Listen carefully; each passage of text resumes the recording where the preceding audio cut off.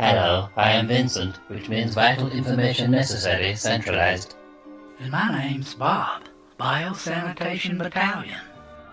We wish to welcome you to Echo Base Network, where we keep Star Wars alive and remember why we fell in love with it in the first place. That's right, Vincent.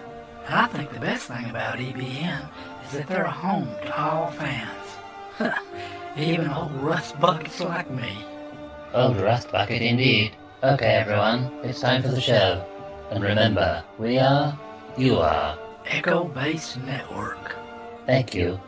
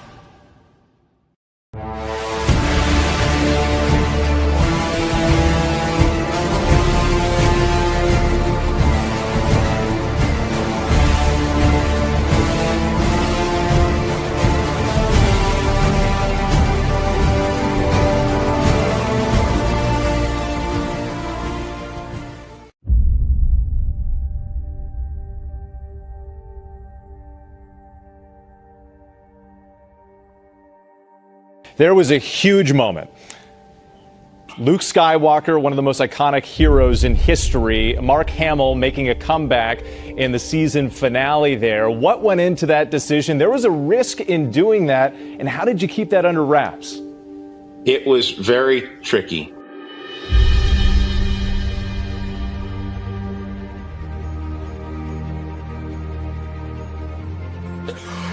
Oh my gosh! Bro. Oh my goodness.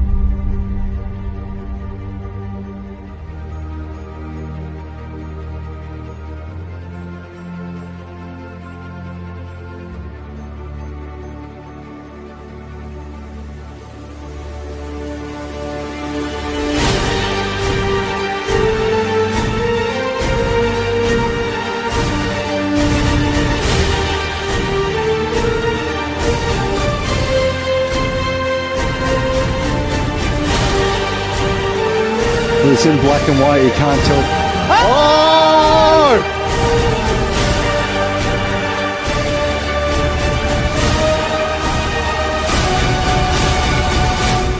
It's excellent. Who could be an X-Wing? I just thought about it. Oh my god, is it Luke? I'm Luke Skywalker. I'm here to rescue you.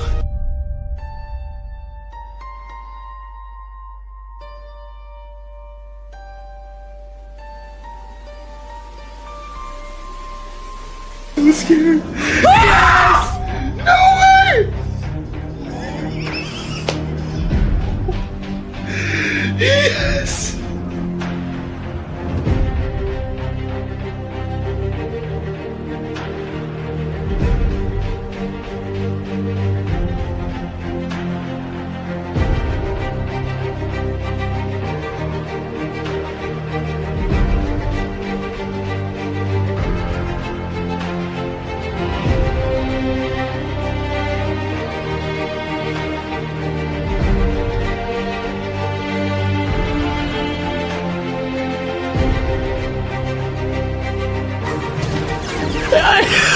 And it definitely is Luke!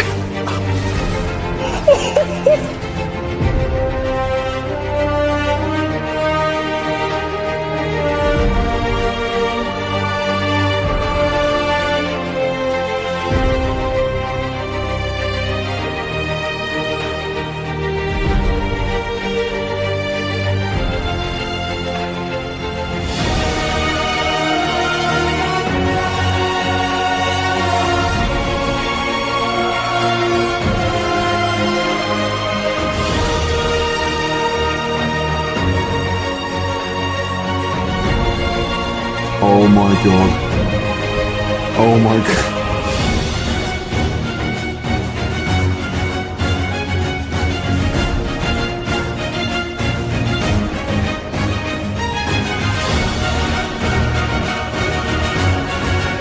Oh my god. Is this happening? Is this happening? Oh my goodness. Oh my goodness. Is this happening? Oh my god. Oh my goodness.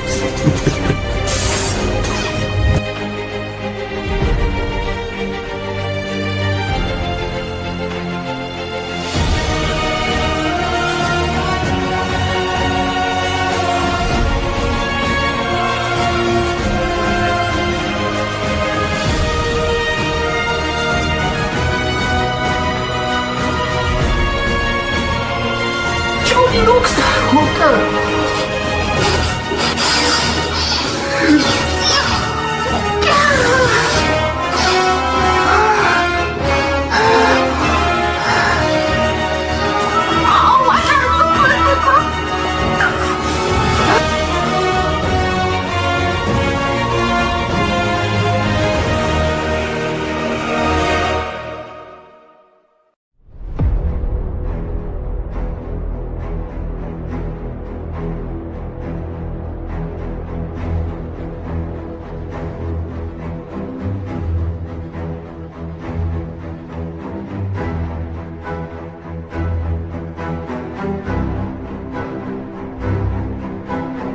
Who is it? It's Luke! Oh my god, I'm gonna...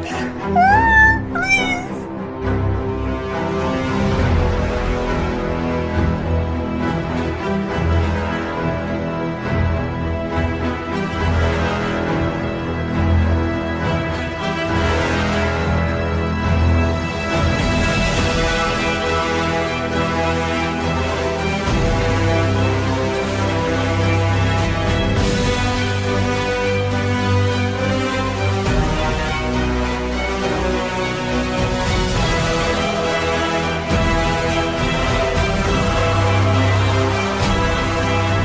It's just so cool. Wow.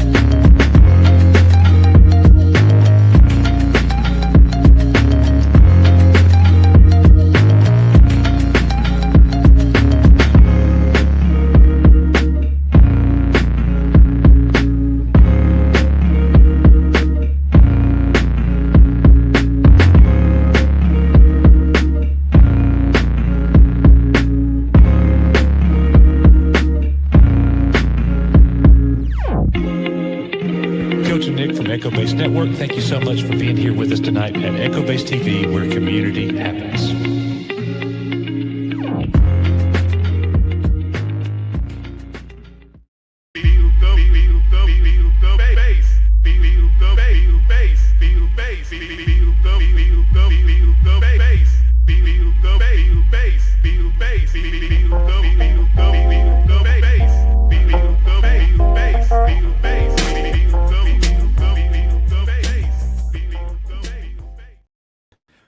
We are more ready to do this live stream tonight than I don't know what it is. Being reinvigorated, having some Star Wars passion again for the first time in a long time for myself. This has really been something. This whole movement that's happening where the fans are taking over. That's what's happening. We have a fantastic show. Let me say hello to everybody and give you our little message and tell you what tonight's stream is about. But we got a very important, monumental announcement to make that I think you guys are really going to like. So just wait a second. We want to say hello and welcome to Echo Base Network's Thursday night live stream. We do this on the regular. If you are new here, please let us know that you're new. If this is your first stream, welcome. This is the best YouTube community on the platform. We want to say hello to Ted's Nerd World, who was here first. Ted, you were in line first. Venger, Debbie Young, Rogue Sarge, Legion of Maul, Old Geezer Gamer, Lombardi 1969, Legion of Maul again. Spurs fan, Felix Kiros, Green Lantern 345, Luke Lightwolf, Laker Eric, D-Spirit, what's going on, man? Iron Reaper, George DeJesus, Luke Farrell, Cody Eisholtz, Davish Muad'Dib 56, and the lovely Sherry Cherie. I know one of them's right.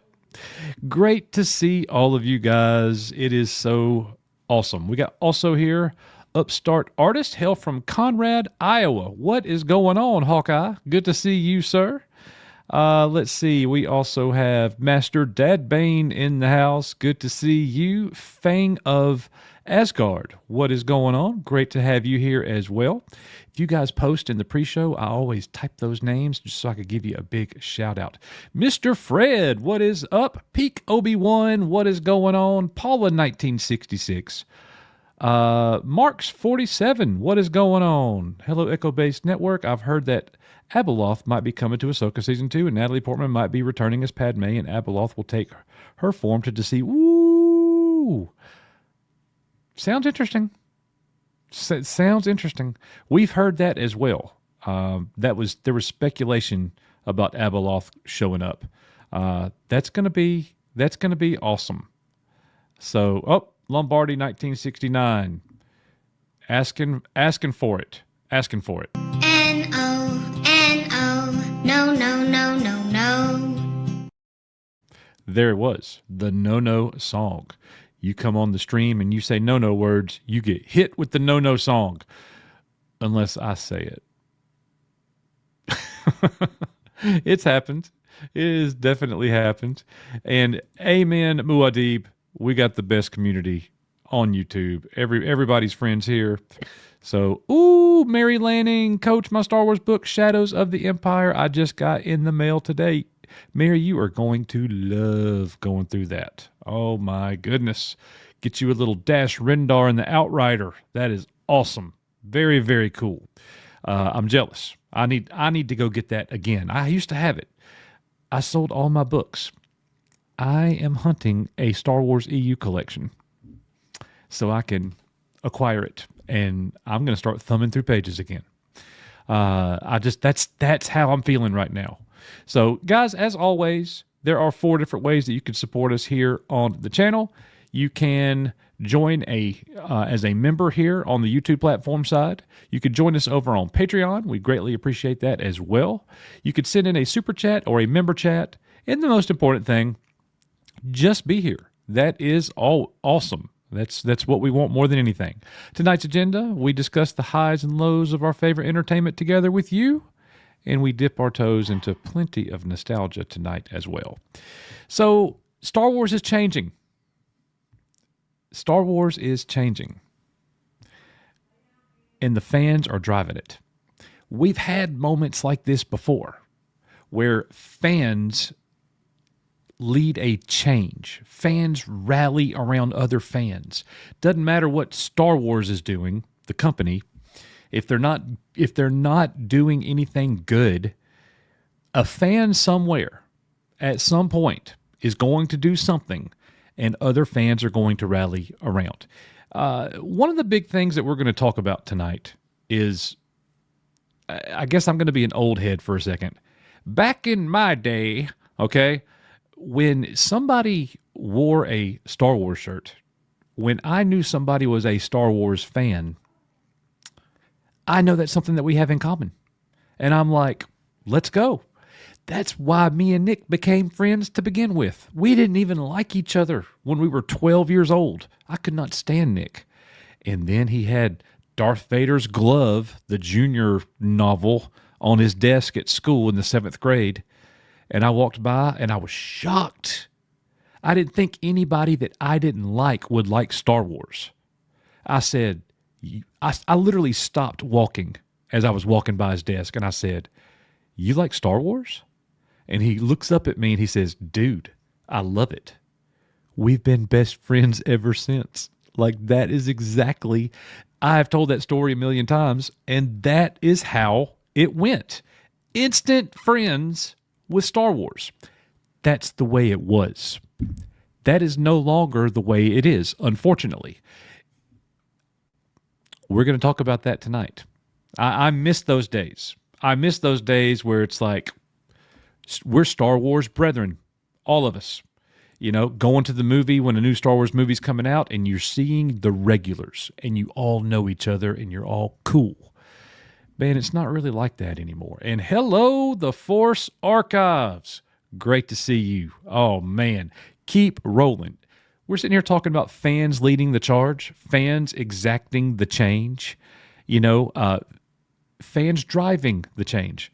This is an example right here. The Force Archives is doing that. They're one of the fan film channels that's releasing incredible videos. Go and watch their stuff. Give them a subscription, give them a like and a comment, and it's just awesome. So one of the things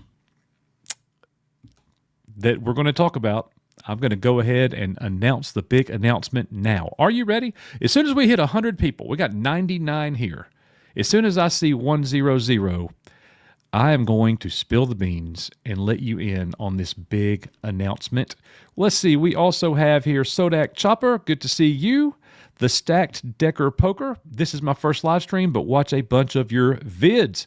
Awesome, man. Hey, the live stream is the best thing on the channel, in my opinion. And it's not because it's us. It's because it's the community. We got the best people on the platform. So welcome to your first EBN live stream, Stacked Deck Poker. That is awesome, man. All right. We still got 99. So, yes, very, very cool. Star Wars was everything to me when I was growing up. Nickbot. Hello, a little late. My mom wasn't feeling well. Well, I hope she's feeling better there, Mock. That's, take care of mom for sure. For sure. And that's what Matt Rissman is doing tonight. He is not joining us at this time. He may be able to join us later on in the show, but he is with Star Wars Mom right now. Coach, thoughts on Mall Show in April? We are going to get there. I actually haven't watched the trailer yet. We're going to do that live tonight with you guys. So anyways, it is time to go ahead and make this announcement. A very special moments when Star Wars took over. And right after this announcement, I'll be back. We got some member chats and some super chats that we're going to hit real quick, and then we're going to go right into the news, and I will be joined by Nick here momentarily. So, and that's exactly right. Moms come first. All right, here is the announcement. In 3, 2, 1, enjoy.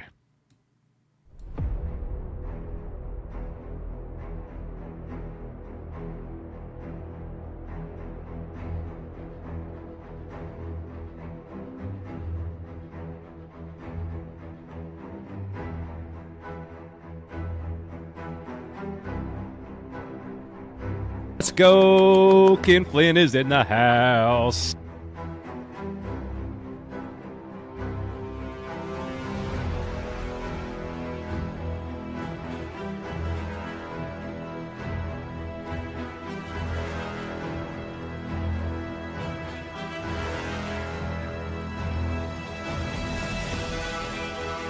$250 sold.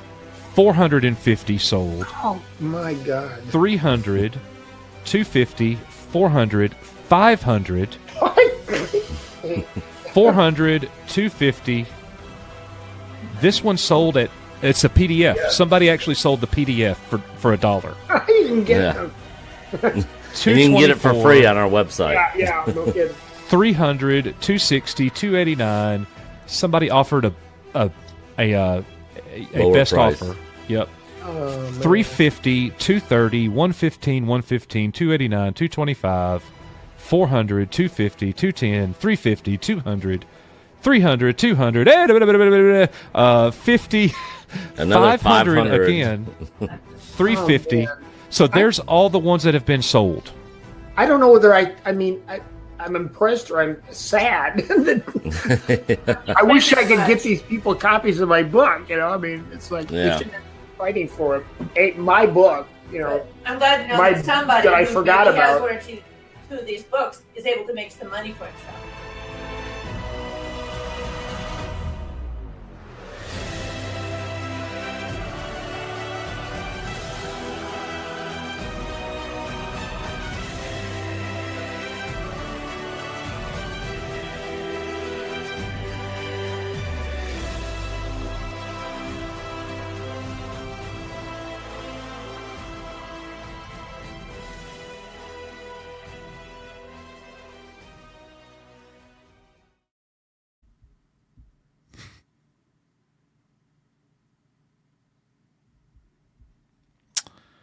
So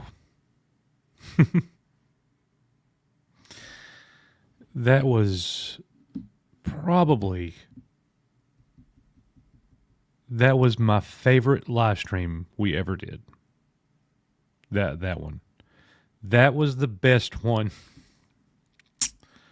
And yeah, I am ashamed to tell y'all that I had no idea Mr. Flint passed away until yesterday.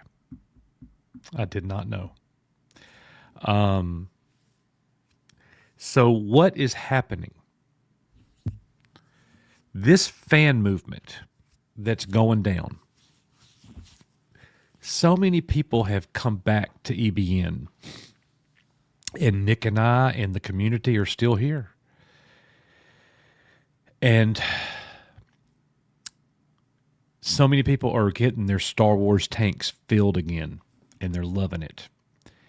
So Star Wars Timeline, who's been on our channel before and is a friend to the channel, he is an EU expert, Star Wars expert.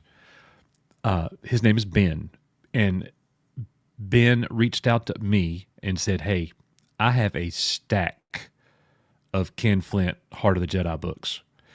Ben also had Ken Flint on his show to do an interview as well, back when we did as well. We were the only two channels that did that when it was hot. I mean, it was in the news everywhere about Ken Flint and his book and everything that was happening. Well, I did some detective work and tracked him down in Omaha, and here he comes. And he joins us live on the show. And it was a 5.5 hour live stream. And then he came back 3 months later. And it was a 3.5 hour live stream. And we had so much fun. His boys were there with him. They're grown men. His wife, Judith. And Ken sent me a box full of books to give away. So we gave them away. And he sent me autographed books and book plates to put inside the books with his signature. And it was such a special time. And the Star Wars fandom was all united in this. To see a man that was betrayed in the workplace, that wrote something awesome that out of love, writing his novel, Heart of the Jedi, and then things didn't work out the way that that he was led to believe that it was going to, and the book was lost, and no one saw it. And it resurfaces decades later, and it becomes the #1 seller on Amazon, and you saw the video. Those were sold listings on eBay. That book was selling for up to $500. Like, it's insane. It's still an expensive book. Well, Ben, Star Wars Timeline, reached out and said, Coach, I got a box full of the books, and I'm sending them to you. Let's give them away. And Ben didn't want any credit, but we're giving Ben the credit. So as that conversation happened, I thought to myself, I've not talked to Ken in a while. Because we've been doing our other things and not being as, Star Wars centric. Like Star Wars wasn't the spine of the channel for a little bit, And so anyways, I went to go look into getting into contact with Ken, and then I saw that he passed away in late 2024. And I was absolutely devastated and still am. And that's why I had tears in my eyes. That was one of the greatest live streams we ever had. Not because we put on a show, not because we were awesome and we looked good, nothing like that. The reason why that was the most important, the best live stream ever, was because we had an audience there that was praising and patting that man on his back and giving him the recognition that he deserved. And it made him feel whole again as a Star Wars fan. That was such a great moment for him to be able to sit back and just embrace and love the Star Wars fandom again and not be so hurt by it. That was the best thing. So Ken Flint, we love you. We miss you. We will never forget you at Echo Base Network. It was so good. And shout out to my brother, Felix Quiros. Felix, I was thinking about you the whole time I was making that video.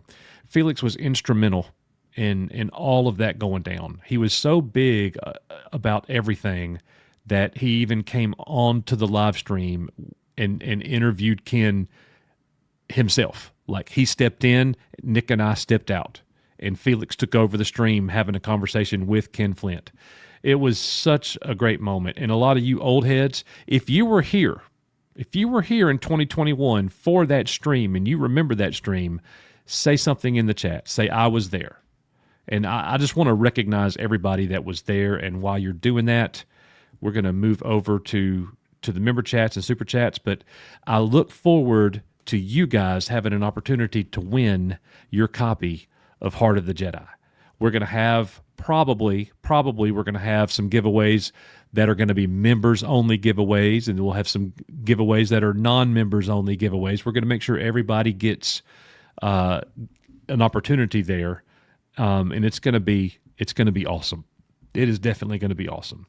And I want to say thank you to Star Wars Timeline for thinking of us and doing this with us, partnering in this. I'm so honored, and to see more people get their hands on Ken's work. Ted's Nerd World gifted 1 Echo Base Network membership, so welcome aboard to whoever got that membership, and please give Ted a big thank you. He is the man. Rogue Sarge with a big 1999 super chat. Let's go EBN. We're going, Bobby. We are definitely going. And I see my partner there in the background. Come on in whenever you are ready, bro. Come on in whenever you are ready. There we go. There we go. Here he is, ladies and gentlemen. He is here.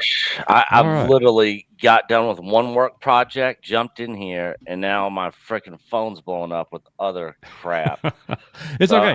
I'm literally sitting here working while we're doing the stream here. It's okay. I'm not. I'm with you guys. So don't let Nick working and multitasking bother you. I'm here with you. Nick, Bobby sent a big 1999 super chat. Ted's Nerd World gifted an EBN membership. And then Cody Eichschultz has struck again with a $100 super chat. He said, let's go. Cody in the house. Not late this time. Last 2 streams, my newborn was in Children's Healthcare of Atlanta. He is out and healthy now. God is good. Amen. Awesome. God is good. Yeah, So- I know you guys are going to be getting hit with this winter storm. Yes. Coach is in North Alabama. I'm right next door to you in Atlanta, Birmingham. Even though I'm not in Birmingham right now, but it looks like it's going to miss us in Birmingham. So Yeah.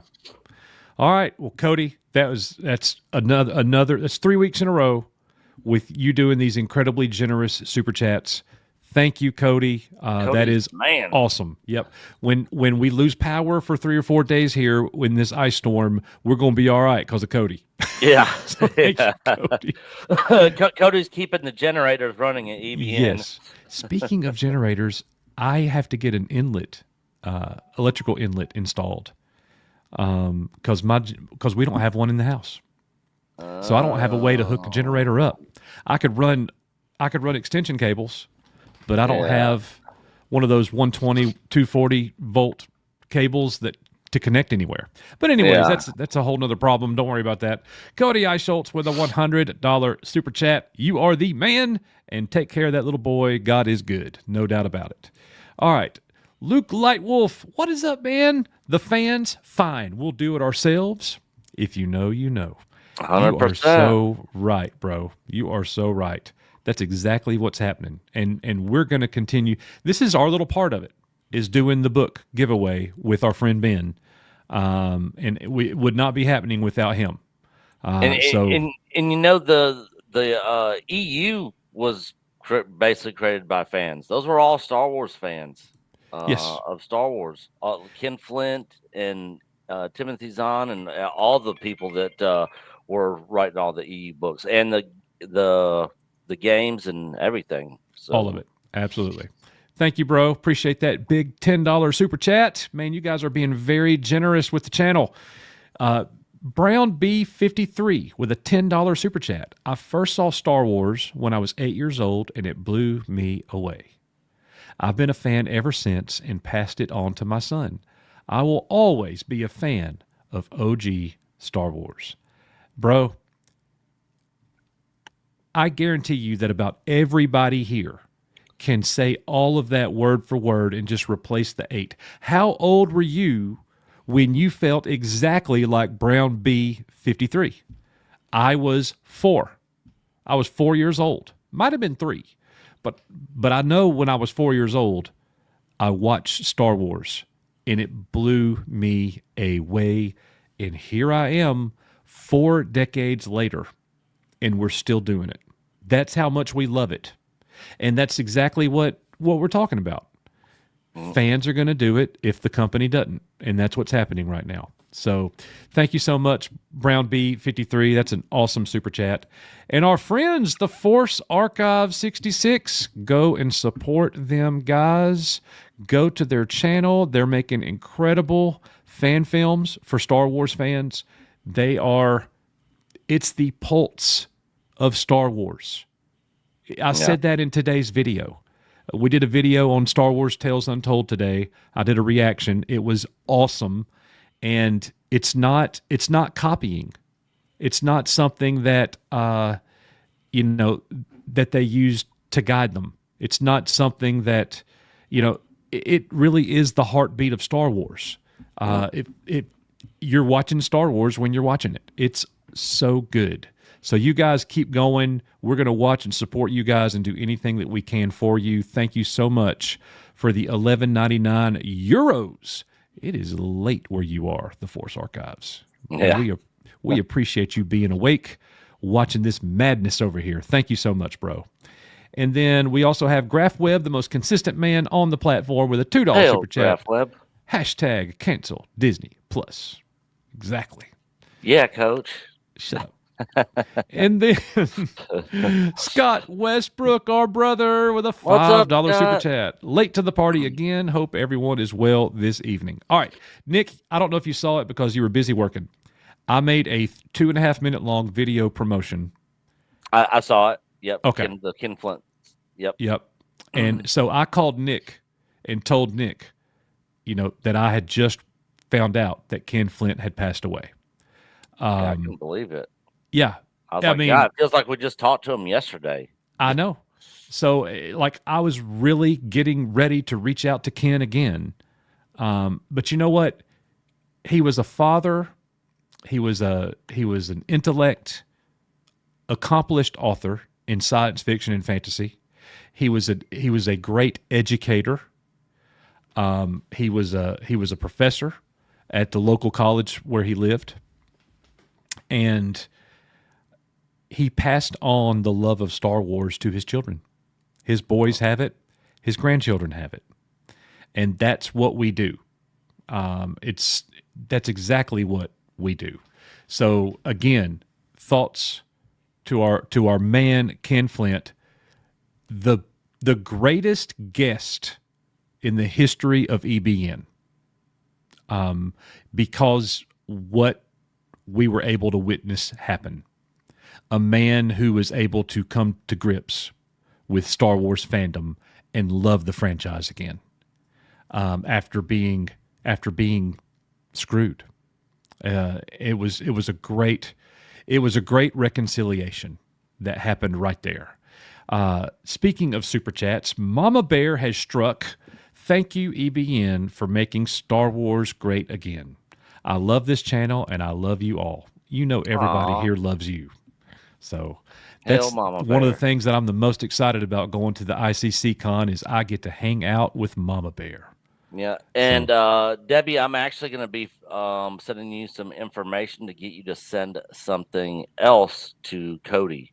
I'm actually sending him a copy of our sequel trilogy documentary on Blu-ray, and you probably already know what I'm talking about, Debbie, but I'm going to get you to send Cody something as well that you are hanging on to for us. Yes, ma'am. Yes, sir. Very good. All right, Debbie, thank you very much for that $49.99 super chat. That's a lot of super chats, guys, and we greatly appreciate all of that and all of your chats. Yeah, thanks for all the support, guys. Absolutely. So big shout out to all of you, Ted's Nerd World, Rogue Sarge, Cody I. Schultz, Luke Lightwolf, Brown Beef 53, The Force Archives, Graf Webb, Scott Westbrook, and Debbie Young. We are UR Echo Base Network. We're going to play this video in honor of your super chats and your giving and supporting the channel. And we will be right back, and we'll jump right into this stream and what we got going on. I think you guys are going to love it. Here we go.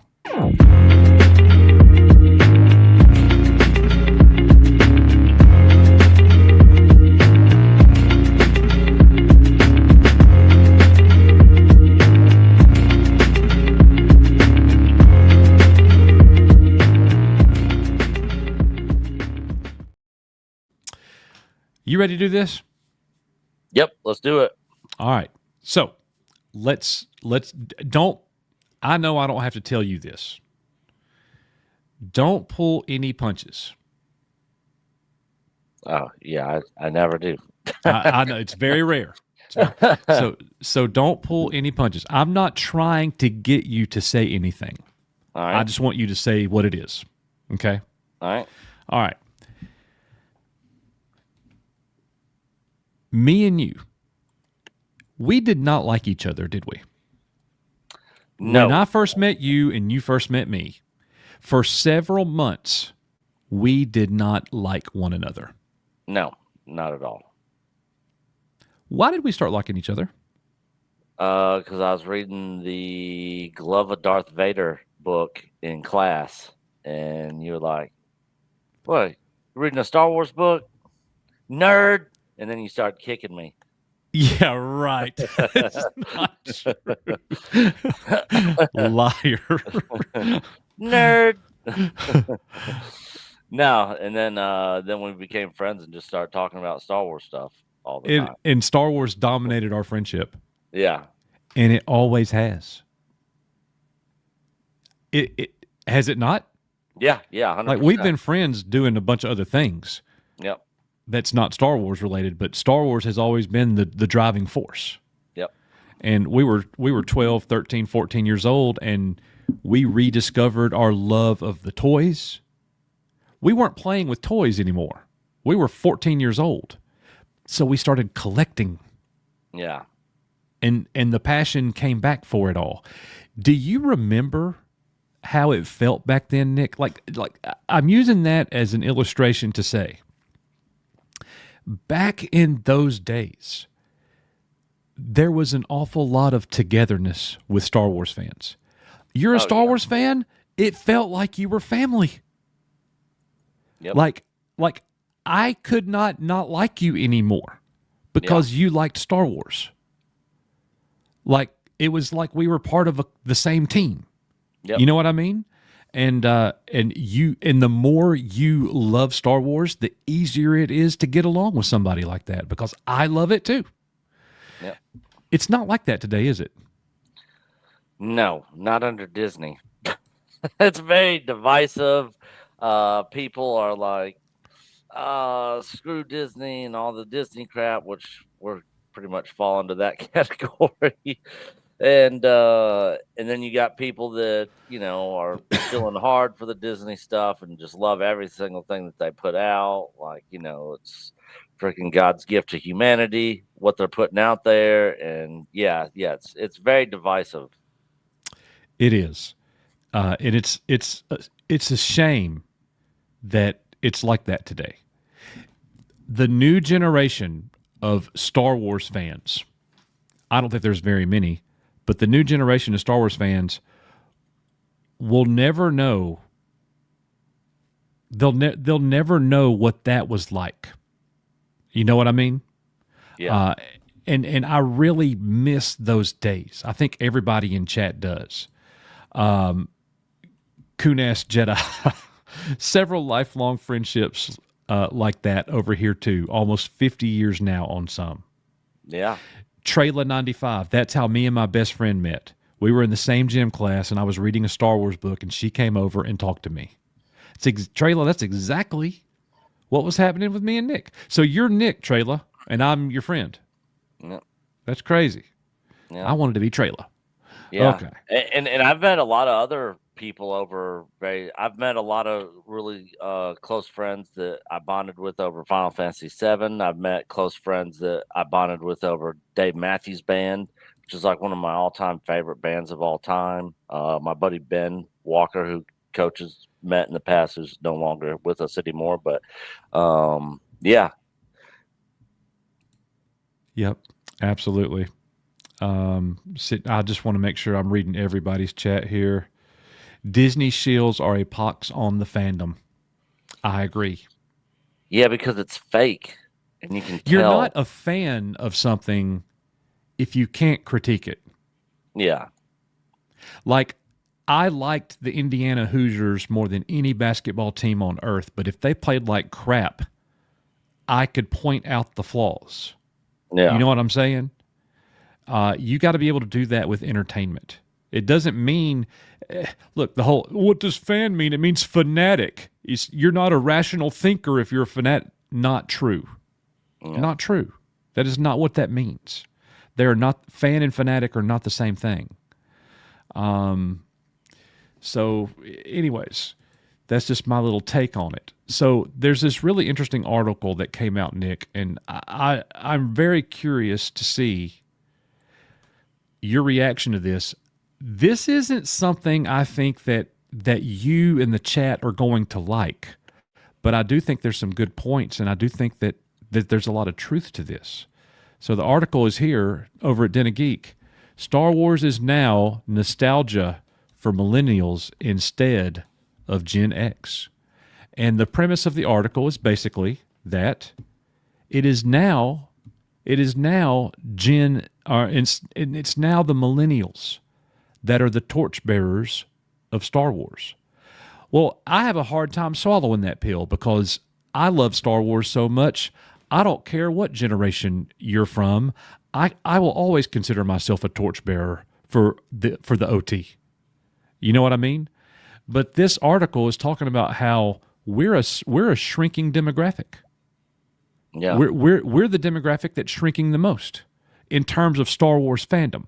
Now, what is Gen X? Just to remind everybody, 1965 to 1980. That's me and Nick. That's a lot of you.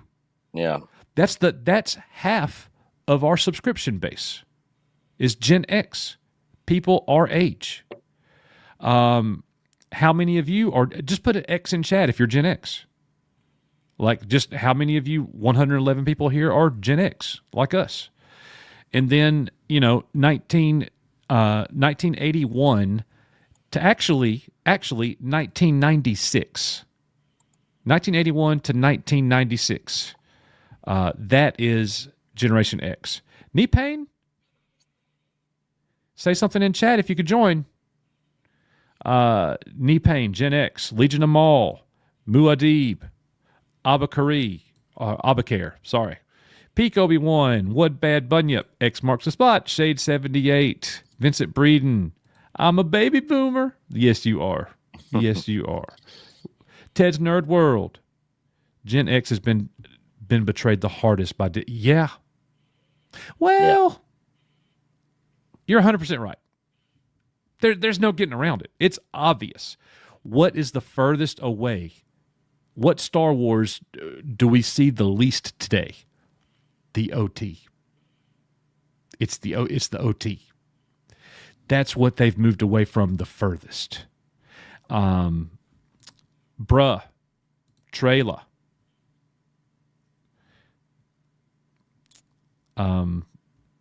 Jeff, Sodak Chopper, Tez Nerd World, Green Lantern, Gen Z, Kevin, all right, Psycho 91. Because we were prequel kids, saw episode 1, 2, and 3 in theaters, and sorry, not sorry. But you can complain about the prequels, but it's pure George Lucas, and it reigns supreme over anything Disney. I agree. It easily reigns supreme over Disney. And the thing is, we could. I mean, that's a great point. Nick, I think you and I are great examples of Star Wars OT fans that did this. Me and you went to go watch The Phantom Menace. We were pumped for The Phantom Menace. You were getting Star Wars Insider every 3 months, quarterly. Yeah. And you were coming to school when we were 14 years old, and you were giving me updates about The Phantom Menace. We didn't know what it was called yet. We just know George is working on episode 1. I remember the day when you explained to me what the word prequel meant. Yeah. Because I had no idea. I will never forget that day at Brookhaven Middle School when you told me what the word prequel meant. And I was like, I wasn't as excited because I wanted episode 7. I wanted Luke. Continuation. Exactly. That's what I wanted. But okay, all right. At least Star Wars is coming back. We went to the theater and we were excited, but it didn't really land with us. We felt like we have to love this because it's Star Wars, but we had questions in our mind. Something didn't feel the same. So we went back and saw it 2 or 3 more times in a matter of days, both of us. We went back together, and then we went back with other people, and went back by myself. I think you might have done that too. Yeah, I think so. And then eventually we realized at the time, I don't like this. I didn't hate it. It wasn't the sequel trilogy. I didn't hate it, but I was like, this isn't the same to me. But for me, every episode got better. I thought episode 3 was terrific, and I'm not trying to get off on the prequels here. I'm just making a point. They aged extremely well. I could watch the prequels today, no problem. And I don't know. I've talked about how and why that is. I thought that the Clone Wars had a great residual effect on the prequels for me. A lot of people loved it right out of the gate. There are definitely millennials that grew up as kids that love the prequels, and that is the Star Wars that's the nearest and dearest to their hearts. I respect that. I respect that. But if I could choose any generation of Star Wars fans, it's got to be the originals. This is where you say yes, Coach. Yeah, 100%.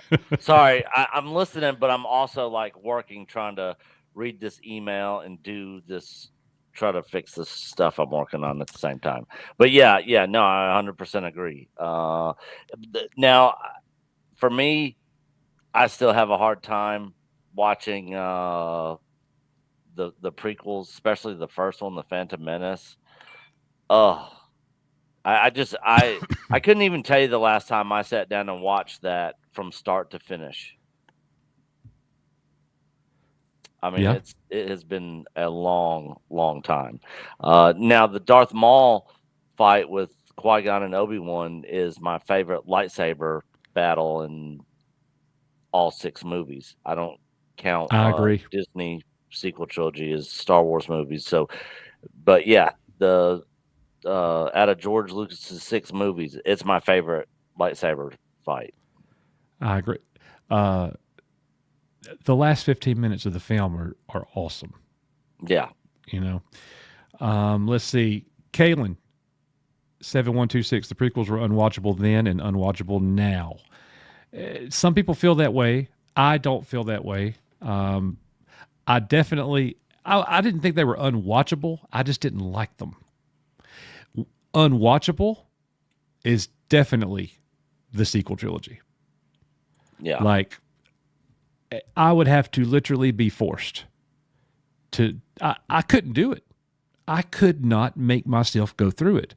I would rather do about anything in the world than sit there and bore myself and relive all that. Brian S. Reinhardt, this is awesome. These videos inspired me to start making AI Smallville content with Tom Welling as Superman. You know what's crazy? My youngest daughter is on Smallville now. She is on a kick telling me about it. She's probably back there watching it right now. So that is so funny that that ironic that you said that. Very cool, man.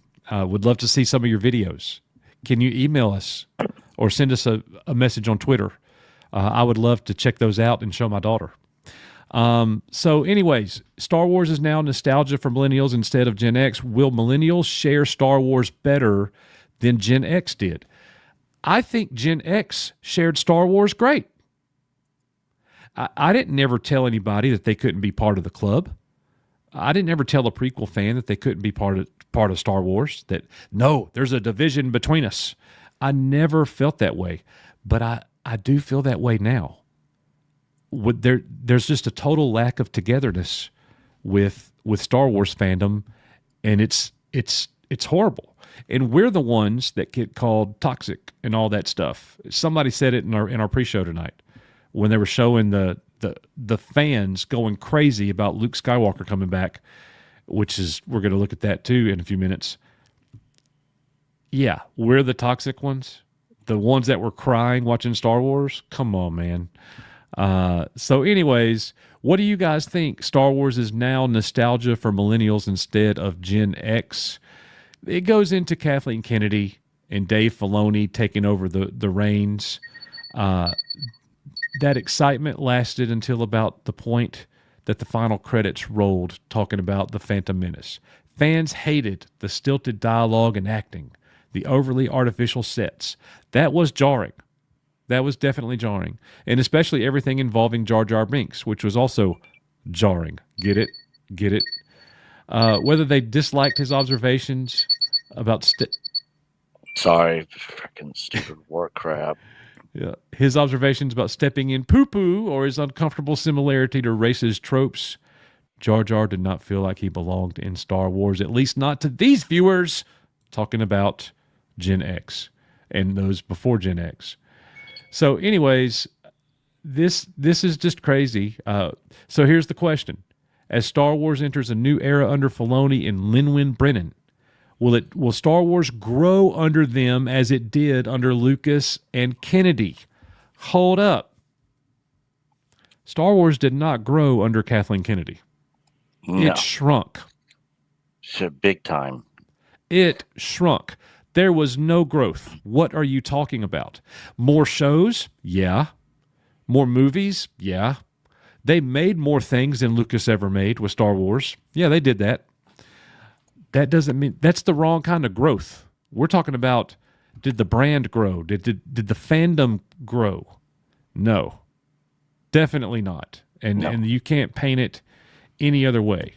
More importantly, will the current group of millennial fans let them have what they want? The younger generation, the ones that are loving Disney. Millennial fans had to take the franchise from Gen Xers who didn't want to give it up. Will those millennials do better in the Dave Filoni era? Time will tell. you guys missed that. I should have showed that part. Nobody gave Star Wars up. Gen X didn't give Star Wars up. Gen Z didn't give Star Wars up. Millennials didn't give Star Wars up. I didn't hand it off to anybody. I mean, I think the whole premise there, like, that's what we're talking about.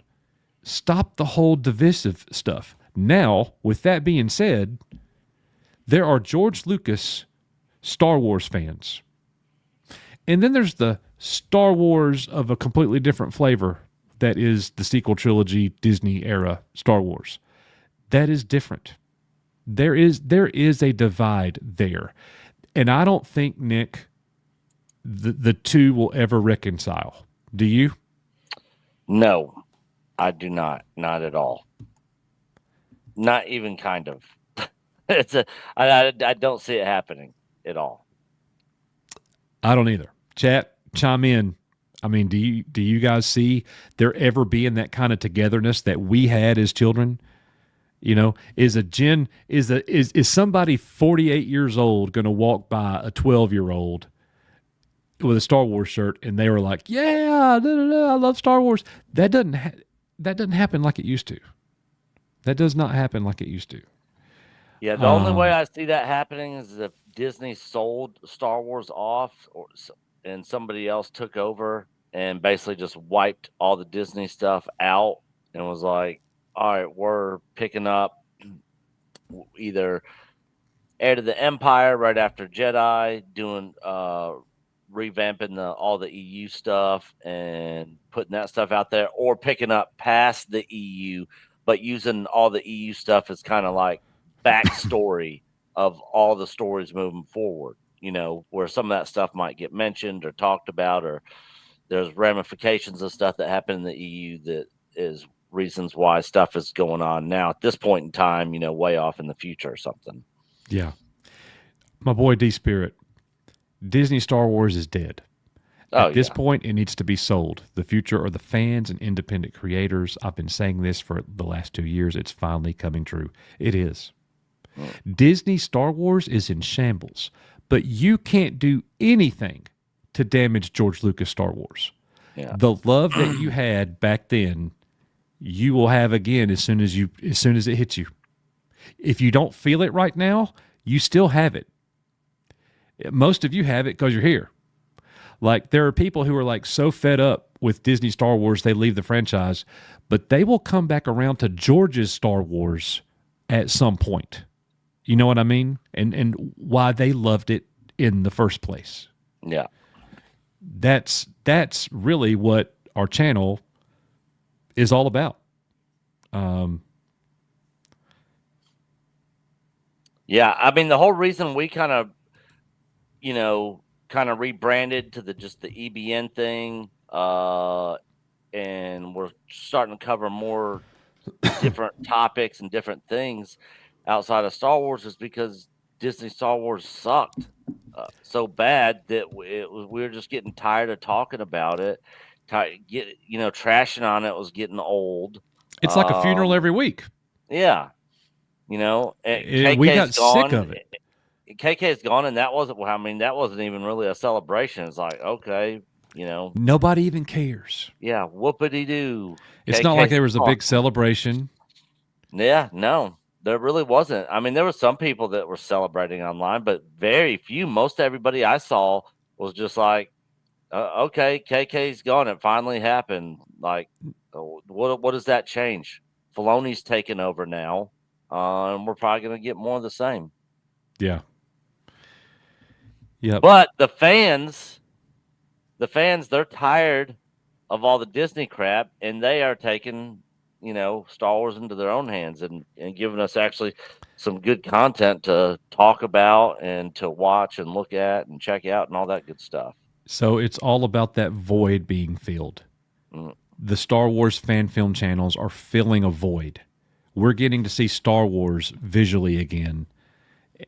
We're getting to see something like, it feels like Star Wars because it is Star Wars. It's just not made by the company. And I think it's really important that these people are supported. And and we want to continue. We cannot do a reaction video to every one that drops. There's just no way. If I weren't in my 21st year as an educator, if I was retired, Nick and I could react to every fan film that comes out every day. But we can't right now. But the time's coming when we'll be able to. We'll be able to do it more. But we are definitely reviewing those, but we want to support them all, even if we don't review them, in video. We'll still watch them.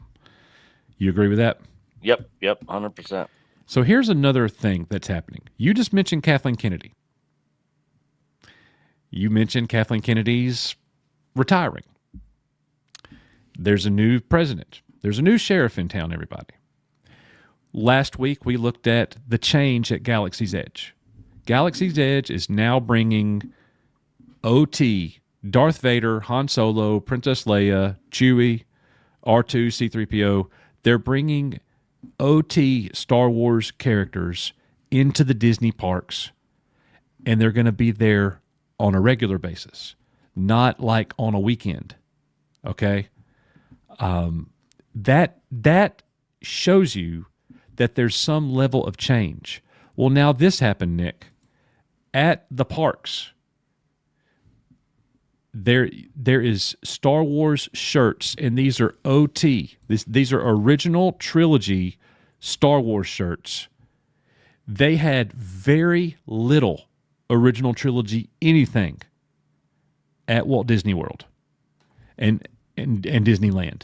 Now you're getting Join the Empire, all of these Imperial shirts, and a bunch of original trilogy stuff. There's an influx of it right now, as now there's original trilogy characters walking around Galaxy's Edge.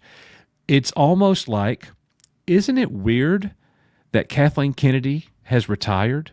There's been a change in leadership with Star Wars at the top, and now it seems like Star Wars is actually embracing what it tried to distance itself from, which is what Star Wars is.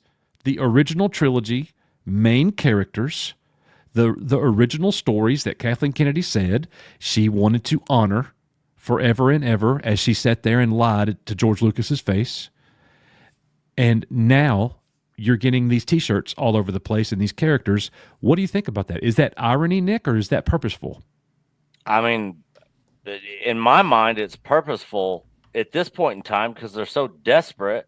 What else are they going to do? I mean, their brand of Star Wars wasn't selling, but I think this is a little bit of one of those too little, too late moments for Disney, because even though they're doing all that, what fans are sitting there fed up with everything Disney has done, sitting there going, oh, they're bringing original trilogy stuff to the theme park. I'm going now. Yeah. I mean, not me. Like, all right, cool. You guys are bringing original trilogy stuff. Something you should have done from the beginning. Oh, and here you are. What was this? 12, 15 years later, 14 years later. Yeah. It's almost like the fandom, Nick, needs to say, well, it's about time you figured that out, but that's not good enough. You owe us way more than that. Like you're not even at the tip of the iceberg. You're not even at 1% yet. They owe so much back child support. It's not even funny. That's exactly right. To the fandom. their back child support bill is huge. Yes, it is huge. It is astronomical, man. Yeah. Oh, so crazy. So yeah, it's that definitely signifies some change that's going on. Now we got some more super chats here. JW Storall with a huge $100 super chat. Hey EBN, I'm Gen Z and I've been watching you for years. I don't chat much, but I'm glad to see you getting back into Star Wars. I've been getting back into the EU, and I think that should be the future of Star Wars. Thanks for doing what you do. May the Force be with you. That is awesome. First of all, thank you very much for the big $100 super chat. We really appreciate that support. And as far as getting back into the EU, I feel the same way. I have a desire right now to start reading some of the old EU books, like ones that I had never read. There was one about Vader, early on Darth Vader, like right after Revenge of the Sith. I can't remember the name of it. It came out in like 2004-ish. I'm thinking about starting there. Does anybody have any suggestions of where I should start as I start going? It's daunting. There's so much there. I have major respect for the people who have read it all and the people that own it all. I don't think I'll ever be at that level, but I definitely would like to continue. Like, that's what the fan films have done. They're filling that void. They're reigniting that fire, that passion. I'm looking at Star Wars toys again, more. I'm looking at collecting again. I'm thinking about reading some books. Like, it's actually fun again. That's what's happening. And it all started from the fans. The fans driving this whole thing, that Star Wars is changing for the better. But it's not the company. It's Star Wars with the fandom. You know what I'm saying? Like, they're sick of it. They've had enough. So just get out of here, Lucasfilm. We'll do it. That's what's happening right now, and it is amazing to see. So thank you so much, JW Storall, for that huge $100 super chat. Hell, JW. Man. And then look, Cody comes in, $300 within an hour. Y'all deserve it, with a huge second $100 super chat. Guys, man. Damn. Cody. I am feeling the Star Wars love. I will say that. I am feeling the Star Wars love. I hope you're are rich, wild. Cody, and not taking food out of your newborn baby's mouth. Bro, man, I really do hope that I get to hang out with a lot of you guys at the ICC Con. It's a Star Wars convention in Nashville this summer. We'll be there all weekend. So please come and hang out with us the whole time. Like, our EBN community gets together and we're there. How about a little Star Wars for you guys? Thank you so much for your big super chats. We'll be right back and we'll continue this whole story.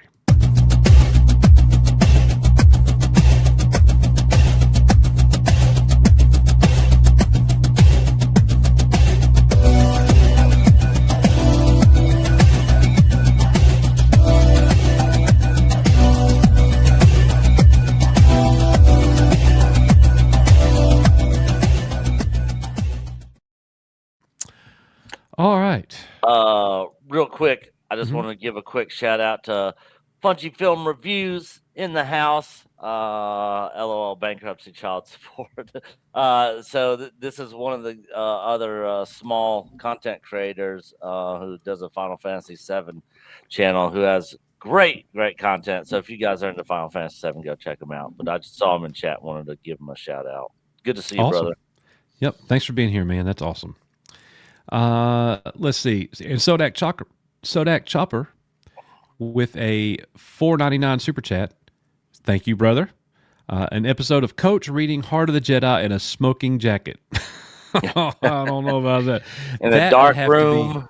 That would have to be made with AI. We would need some of our AI friends to make that video. Yeah. Oh, you guys are best. Thank you, Sodak Chopper. We appreciate that very much. All right, so we're going to get through this. This is all part of the story. Fans driving what's happening right now. Well, what is happening from Disney's side of things? Let's take a look at that real quick.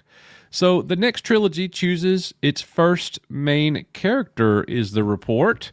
The next Star Wars trilogy is reporting bringing back one familiar face from the Disney era, and we already know what it is. It's Rey. Yeah. There's a new trilogy that's going to be coming out. Simon Kinberg, and he's the one that did X-Men: Days of Future Past, which I like. Absolutely, That was a very good film. Very well written movie. Simon Kinberg did a great job there. But if he's bringing Rey back to a new Star Wars trilogy, there's gonna the level of interest in that trilogy will be minuscule compared to what's happening in the fandom right now. Do you see any AI videos coming out with Rey in the sequel trilogy? No. Anybody watching them if they even exist? I'm curious if anybody has seen any Rey AI videos out there. I've not seen any, but I also haven't even tried searching for any either, because, I mean, who wants to see that? I'm trying to basically get that taste and that imagery out of my brain. Cody Schultz, let's start a book club. We could read an EU book and do a weekly stream going over it. I think a book club would be pretty cool, dude. That would be cool. Yeah. Covering some of the... Plagueis. Start with Plagueis. What is up, Brogu, my brother? Good to see you, man. D-Spirit. Coach, I think it bears noting that I believe the reason why they're making the changes at Galaxy's Edge in the park is to be prepared for the 50th anniversary. Disney trying to capitalize. You're 100% right. That is also a huge tie-in to what's going on right now. I mean, there's a couple different ways you could look at it. It could be desperation. It could be, why is it that Disney has tried to distance themselves from everything that what Star Wars used to be, and now they're leaning into it rather heavily. And it's because it's the only thing that could really save their butts. And I don't even know if that is even going to save Disney's Star Wars moving forward. I mean, it's their best shot, but, Knee-Pain's right. AI gave the power to the fans. And, yeah, I'm just waiting on the day when they start locking those people down on their channels. Like, hey, you can't, and they have YouTube blocking any of that content to where, we basically can't see it. Ghost Rider knows some EU. Yeah. He knows what's going on. Coach should cosplay as different Star Wars characters, EBN, and read a chapter in an EU book every week. Ooh, that sounds like it's going to get expensive. Yeah. Yeah. You just put the Ewok mask on every single week. I mean, so the problem with cosplay for me and Nick is like, I don't want to wear, I mean, I'll wear a Jedi robe, but I want to be a stormtrooper. And but I don't want to look like Barf. Yeah, exactly. Exactly. Stormtroopers don't look like us. No. No. So, and hey, I've lost like 30 pounds and I'm still not stormtrooper ready, anyways. Let's freaking go, Rey. I want this movie so bad. It'll be a huge embarrassment. like literally, that has literally been what, Disney Star Wars has become, is basically just to it's like a troll on fans all the time. And we're just there just like laughing at it. Like it's parody content. Nick, you know who Brogu is. Ever since YouTube changed the stupid things, I don't know all these names. Okay. Names. Well, he's just Brogu. So Brogu is a regular over on Derek's live streams. Oh, yeah, DA. Yeah, and Brogu comes to ours all the time. He is a regular here too, and he always has great takes. And I normally always agree with Brogu. And he says you have never spoken to him, so you need to fix that right now, Nicholas. Really? Nick has never spoken to me. What's the problem?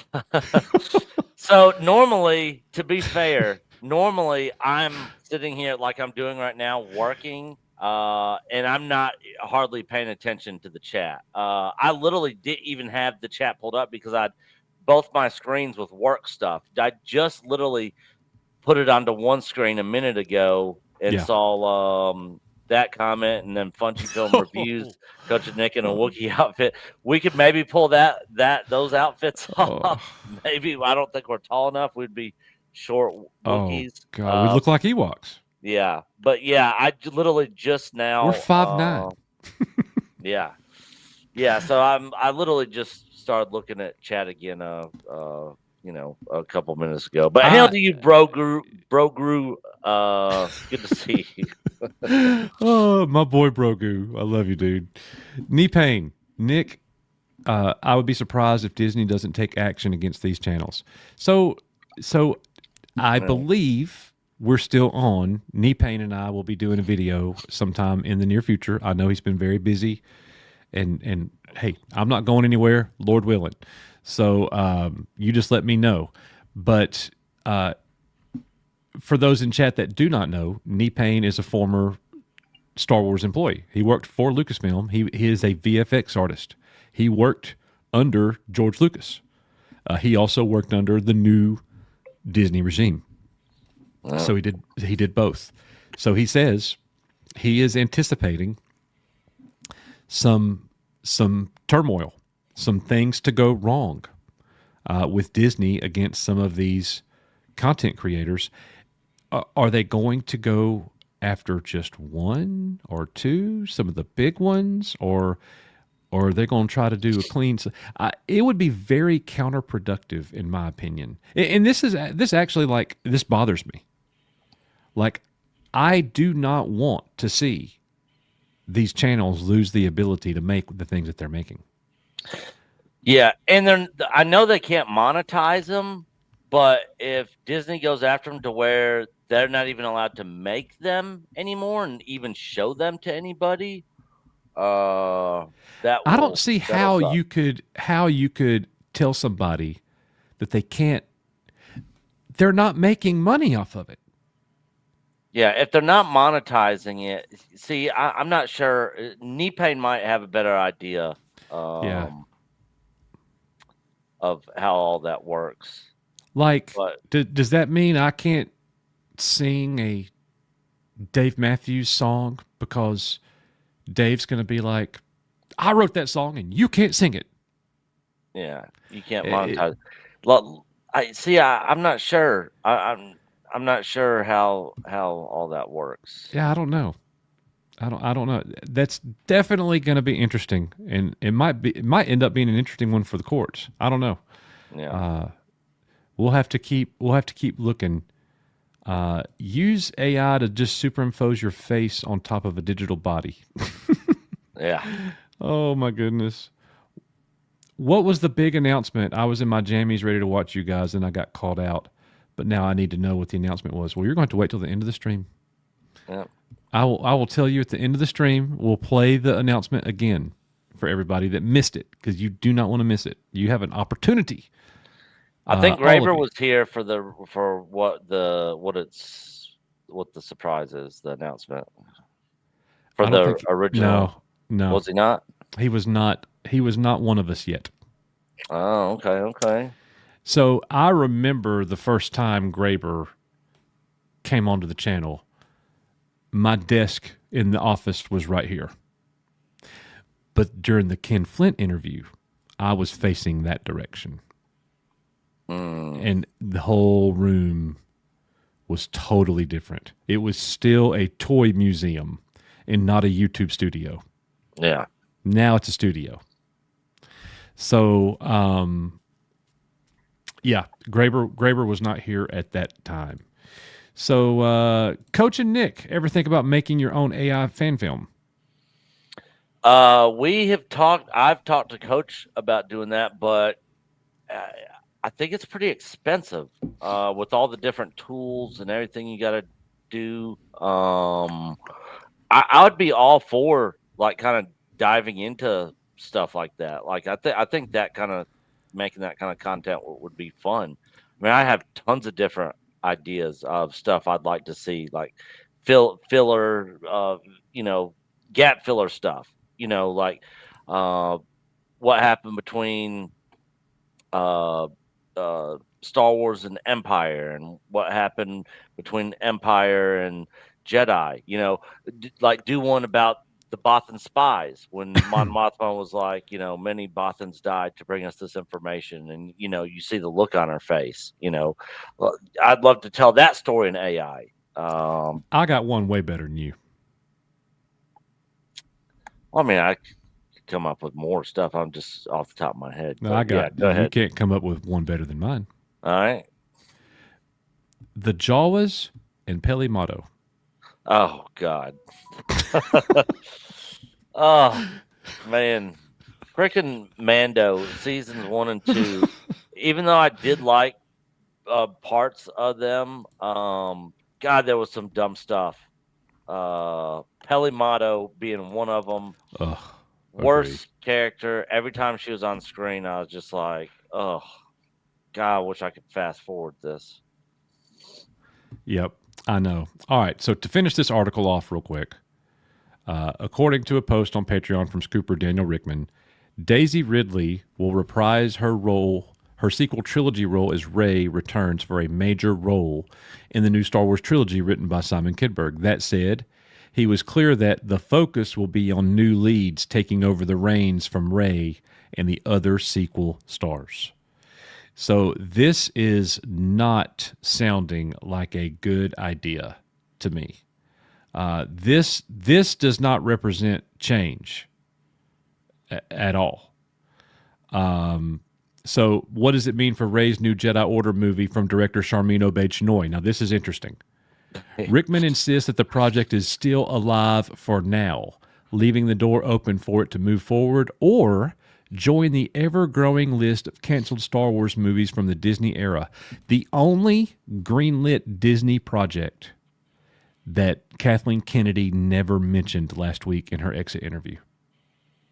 Yeah, and she was asked twice, and she never said. The guy even said, "Is there anything else that we didn't mention? Is there anything I'm forgetting?" Nope, that's all of it. You didn't mention. Remember Celebration, Kathleen Kennedy, when you walked out there? And when you don't remember that? Invited Daisy Ridley to lunch. She went and had lunch with you at Daisy Ridley was on The View or whatever she was just a month or two ago. Saying that she's coming back, you know. Not looking good. No. Not looking good. Which not looking good means looking good. Yeah. You know, I don't think it's going to happen at all. I don't think so either, but man, I would love to see that disaster. I mean, that would be like watching like the most glorious plane crash happen right in front of you, along with the train crash, car crash, and boat crash all happening in the same spot at the same time. So there were reports last June that the new Jedi Order flick was on hold once again, and the updates on the project have since been scarce. Former Lucasfilm president KK even omitted the movie from her recent exit interview, sparking concerns about its fate almost 3 years after it was announced. It was so funny. As I was reading that entire interview, I'm like, I'm looking for where is she going to say something about Chinoy? Where is she going to mention this new Jedi Order movie? Never did. Find out the biggest revelations from Lucas. Oh, we already know that. So is Rey becoming the new face of Star Wars movies? That ain't going to last long if she is. I think that would absolutely be crazy and detrimental. That does not say anything about change. So then we got this. 6 years later, this controversial Star Wars cameo set up the franchise's worst trend. You're not going to believe what this article is saying. And this just dropped right as Kathleen is retiring. And you're getting OT characters back. OT's coming back to the theater. You're getting all this stuff. And then you get this hit piece come out from MovieWeb. Nick, do you want to guess what they're saying right here? Star Wars cameo set up the franchise worst trend. Are they talking about Mando and Grogu? They are saying that the worst decision Disney Star Wars has made up to this point was to show Luke Skywalker's face and to have him involved at all. And that makes this the worst take of all time.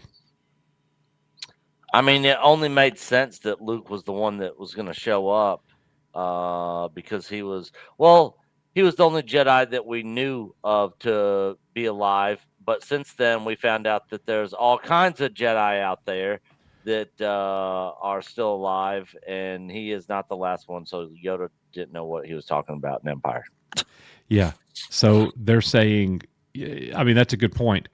They're saying that this show was so brilliant and so well done, but you ruined it as soon as you brought Luke in. You killed all the momentum that it had going for it. I didn't see it that way.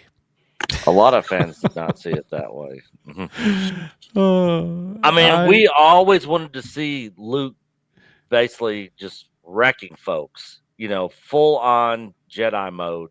And we got that in that finale of Mando season 2. Yep. Now at this point in time, with everything Disney's done, I mean, it's kind of like whatever to that whole thing now. But at the time, that was a big deal, and fans were excited. Yeah. Not definitely. Everybody, but I would say a large majority of them were. Oh, there's no doubt that was the high point of Disney Star Wars. And as high as that point was, and as good as it was for like Star Wars Theory, for our channel,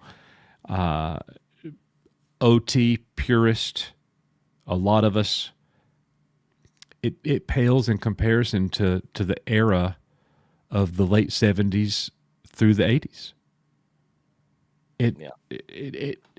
It's nowhere near what it once was. People forget. Even when Star Wars was dormant after Return of the Jedi, until the EU really arrived in like the early 90s. I mean, Star Wars still had a stronghold on pop culture. Oh yeah. And it does not have that. Not like back then. Not even close. So I mean, people mock it and make fun of it these days. Oh yeah. So here we go with another bad take, and I think that this is really a test. Star Wars next movie officially has the greatest secret weapon of the Disney era. What are they talking about, Nick? You want to guess? Grogu? Yeah. Do you agree with that? No. Secret weapon? I mean, it's not a secret weapon at all.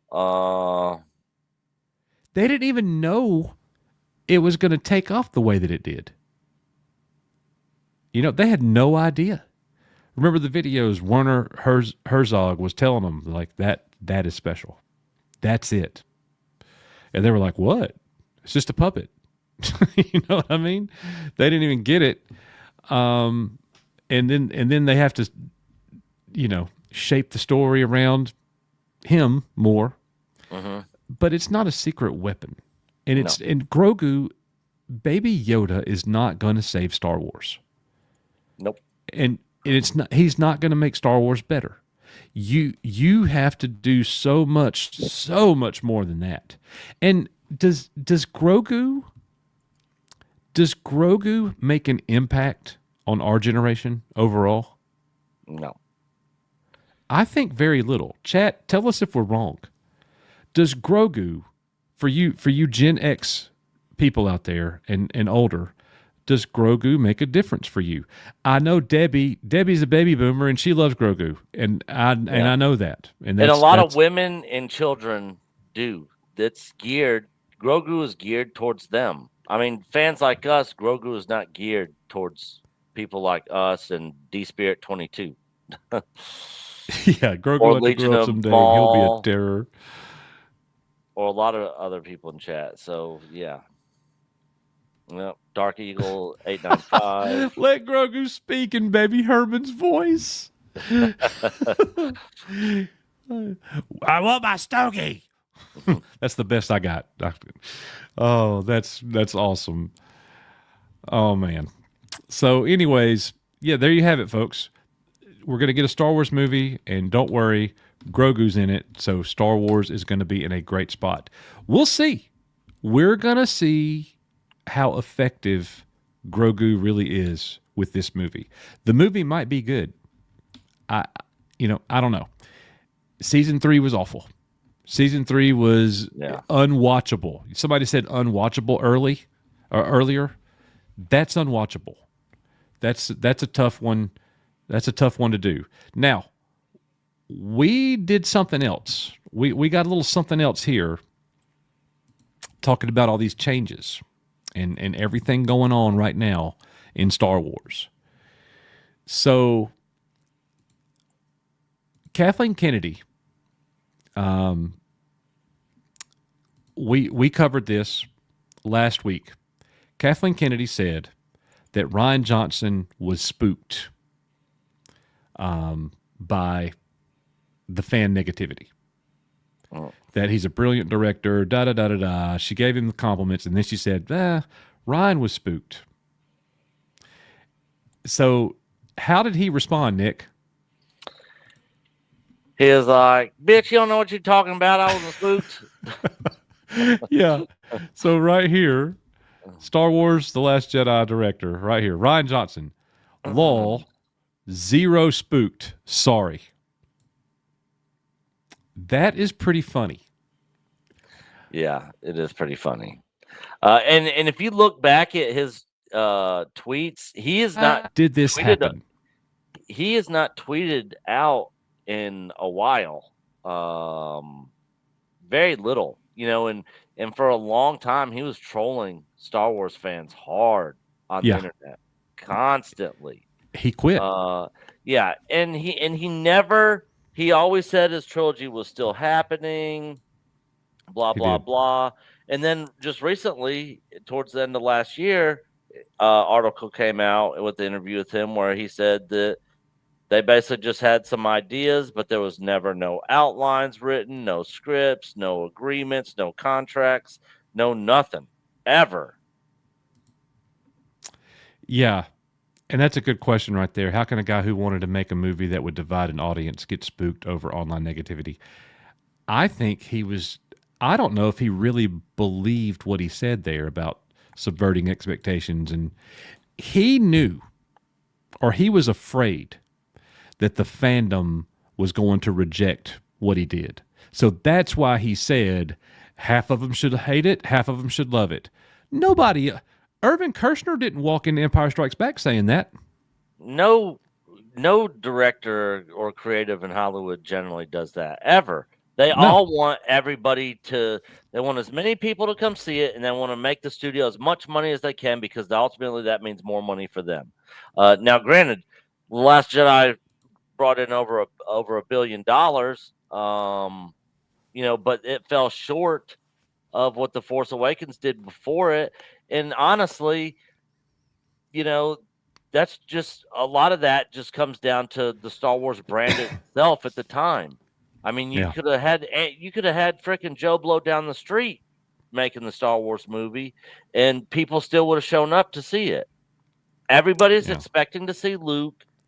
Maybe we get flashbacks with Luke, Han, and Leia to where we see them all on screen. Nobody knew what to expect or what we were getting in that movie. I in a way, I think he's kind of full of shit a little bit, because in a way, I think he definitely knew that he was hated big time. And like Kathy said in her exit interview, like, it's a small, loud but vocal minority of the Star Wars fans, with a megaphone. It is a large portion of the Star Wars fandom that hated those movies and hated what Rian Johnson did. And I think deep down they knew that this was not a small minority of people. Yeah. Do you want to read the chat right there that's highlighted?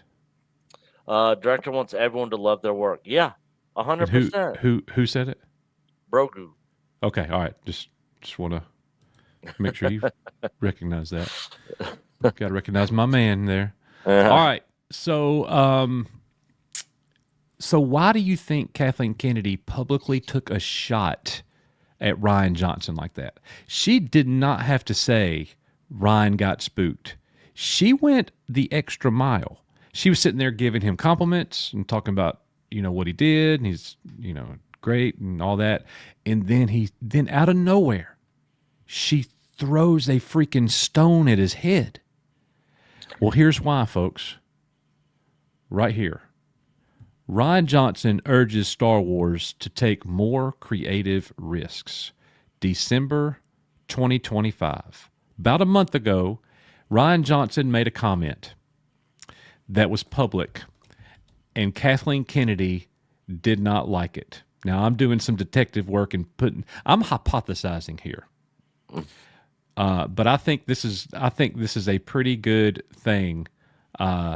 So Johnson grew up a Star Wars fan. He understands that when the franchise gets challenging, there's recoil. He said, I know there can be infighting in the world of Star Wars, but I also know that the worst sin is to handle it with kid gloves. Right there, he just said that Kathleen Kennedy handled Star Wars with kid gloves, that she wasn't bold enough to take risks and to make the changes necessary. I think she took one of the biggest risks of all time that anybody's ever taken with Star Wars, and that's by turning it into a female brand. Oh, I completely agree, but he's blaming her for his failure. Oh, so then she comes back and says he was spooked by the fandom, and then he immediately replies, "Zero spooked. Sorry." Yeah. Like, I guarantee you, they do not like each other. He says this in December to the trades, that the biggest sin in Star Wars is to handle it with kid gloves. He said that like that is what has happened. Like the sin has already occurred. He didn't say it would be a really bad thing to handle Star Wars with kid gloves. He said the biggest sin is handling it with kid gloves. He's talking about Kathleen Kennedy. No one anywhere has put all that together. You just heard that here for the very first time. So go tell everybody that's an EBN exclusive. Yeah. Oh my goodness. Yep, yeah. They're both a mess. And both of them are out of Star Wars forever. We'll never see KK, which KK is going to be producing on Starfighter, Mando Grogu, Ahsoka season 2, I believe, as well. So she's still going to be involved with some of these projects that have already been greenlit, that are already happening. But once all those are over, do we see her involved in Star Wars anymore? Yeah. I'm guessing probably not. And Ron Johnson, I don't think we'll ever see him attached to Star Wars ever again. Yeah, I agree.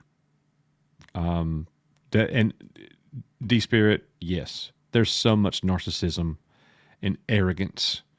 So, anyways, now, again, what is happening with Star Wars?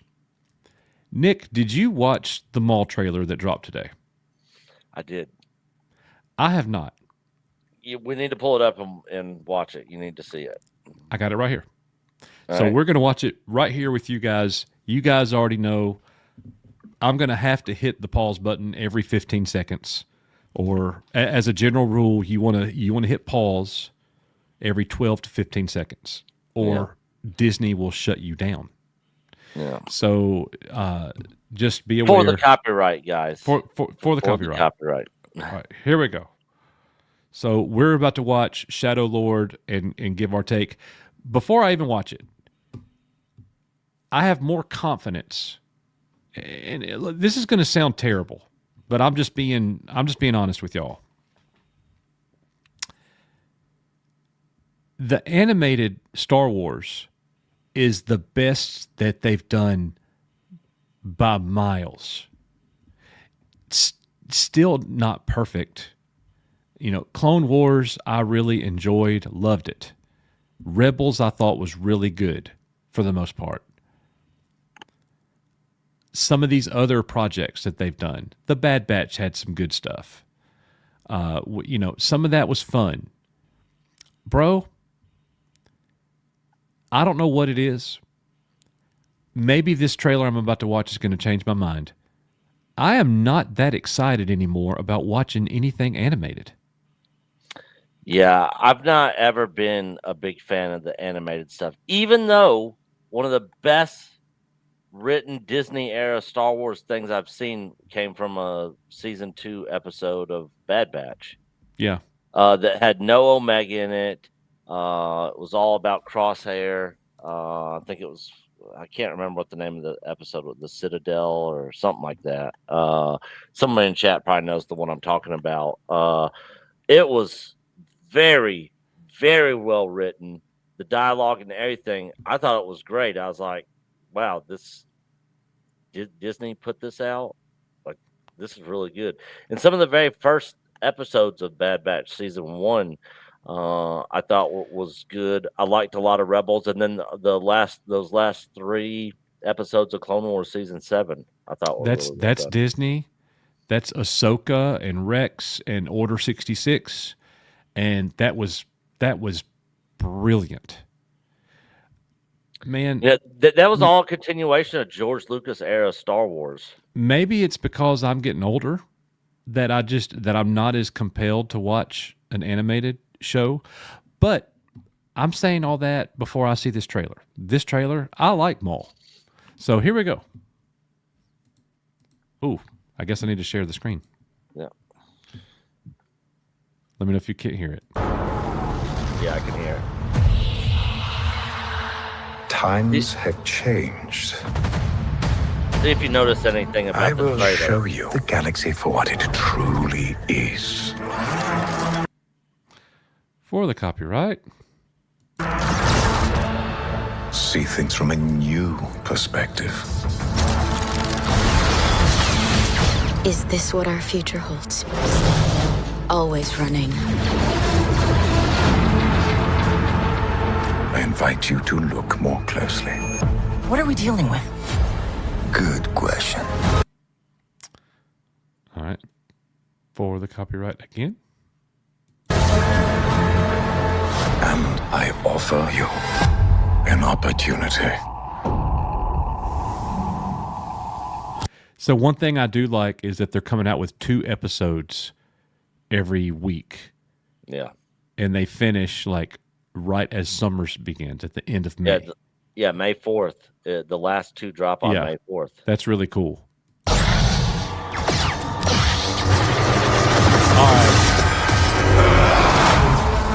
All right, I like that. I could watch that. That's cool good. Thing. Is this the Jedi Padawan that he's going to make his apprentice? I believe this is Darth Talon. Okay. Young. Yeah. So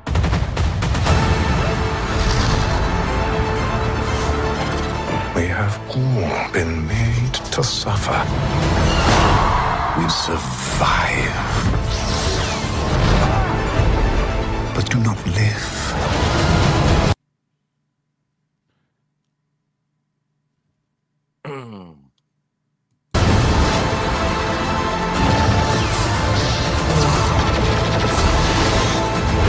The Emperor wants you dead. Chains can be broken. Hang on! And empires. Last time. Can be shattered.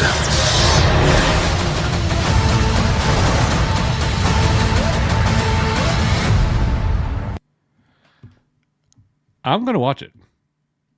So that's something that you and I could watch together and release those videos on Patreon. Yeah, that'll definitely be a Patreon watch. Dude, that looks... All right, I'm not feeling the same way I felt. Maybe it's because it's been so long that I've watched something animated that I really, really, really liked. The Tales of the Jedi, the Tales of the Sith stuff, it was fine. I might really enjoy this show. It looked really good. This takes place 15 years before Rebels. One year after the Clone Wars. I believe that's Darth Talon, young Darth Talon, which a lot of EU people are probably not happy about because more than likely they'll probably end up ruining that character for a lot of them.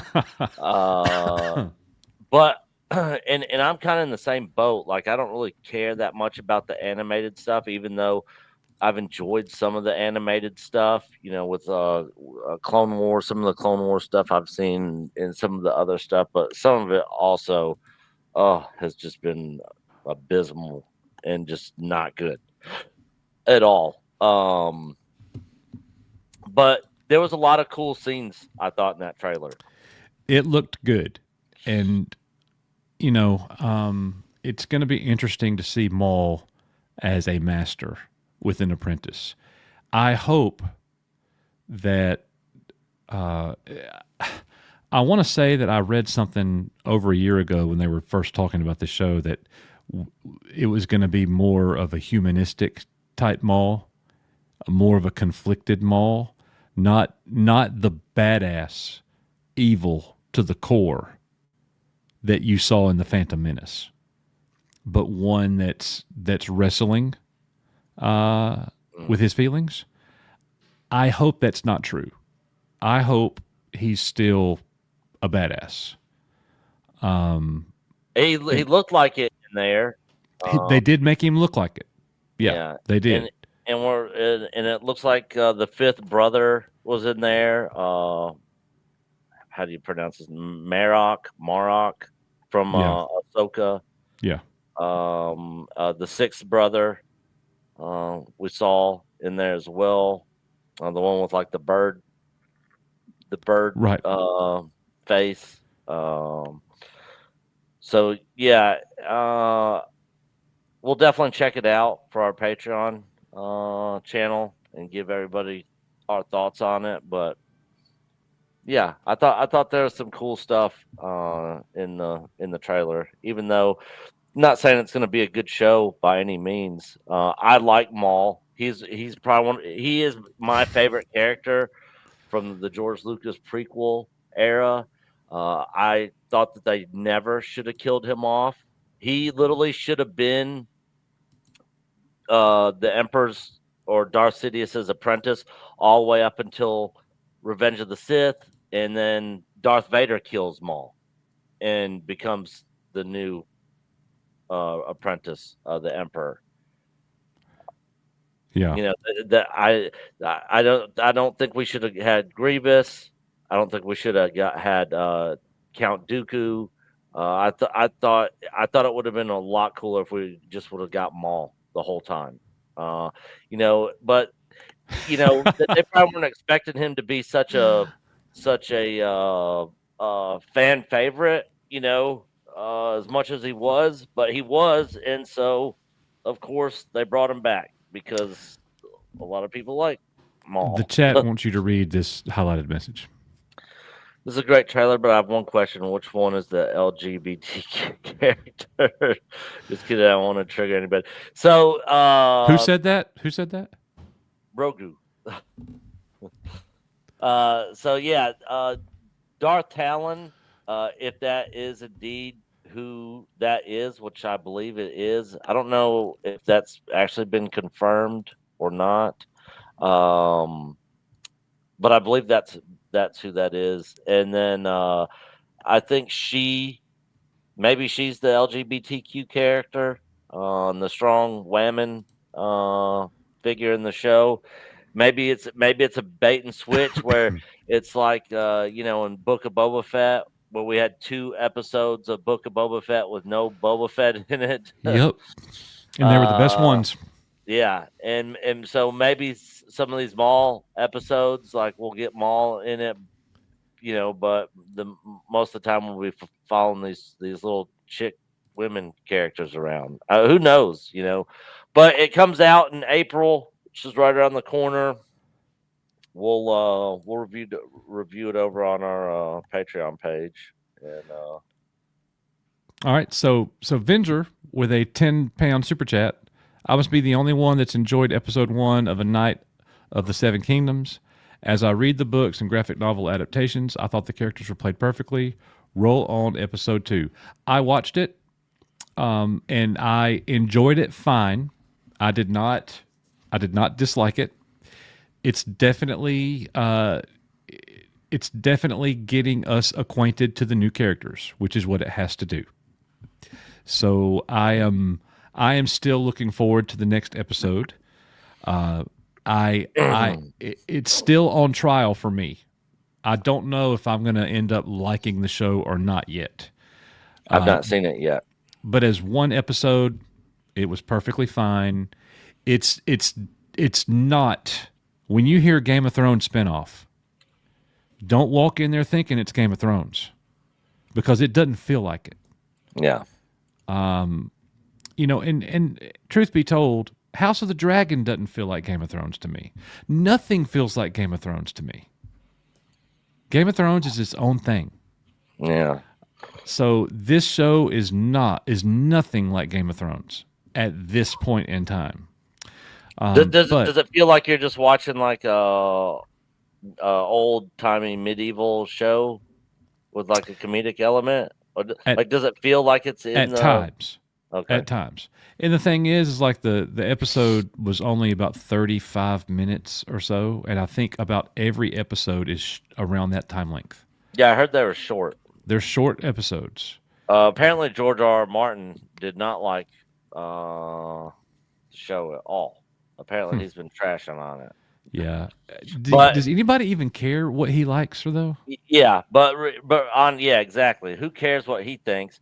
Shut up and stop critiquing spinoffs of series that you're never going to finish and complete. How long have fans of those books been waiting on that last book that'll never get finished? John Graber, I understand I'm a lesbian trapped in a hobbit's body. That is so true. John. Very true. That is so. By the way, happy birthday coming up. So he's got a birthday coming next week. So happy birthday. Very, very cool. And we'll try to be there if we can. Now, what did you think of the Masters of the Universe teaser that came out yesterday? Have you seen it yet? Yes. I saw it yesterday one time on my phone, and I got it right here. Let's watch it. You saw this, right? Oh, yeah. This is the teaser. The full trailer came out today. I know. Okay, We're going to watch both. Okay. All right, here we go. Not long ago, when times were simpler. He is not lying. Yeah. Not long ago, when times were simpler. Actually, it was the big, huge floppy disks that were around at the time. Whoever wrote that needs to go work for Star Wars. Not long ago, when times were simpler. Yeah. And everybody got along. This was a healthy breakfast. This was a powerful workout. And this was a hero. He-Man, son. That is 80s raw power right there. That is toxic masculinity at its finest. I love it. Perhaps now more than ever, we need that kind of hero again.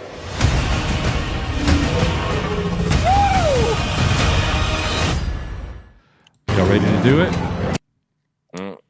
Y'all ready to do this trailer? Yeah. We're going to do it. All right. So were you excited to watch today's trailer before it dropped? So with everything that's come out with He-Man, with the whole Kevin Smith thing and some of the behind the scenes, some of the casting I saw for the film, I was like, this is going to end up being trash.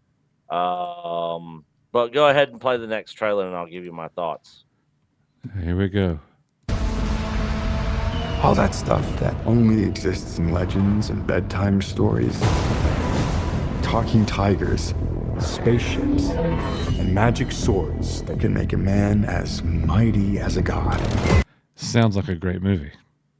Yeah, I love it. And the DA, he knows. All right. I'm just saying the words here, the way that they're talking. Yeah. Hail Derek Anderson. Where I come from, that stuff is real.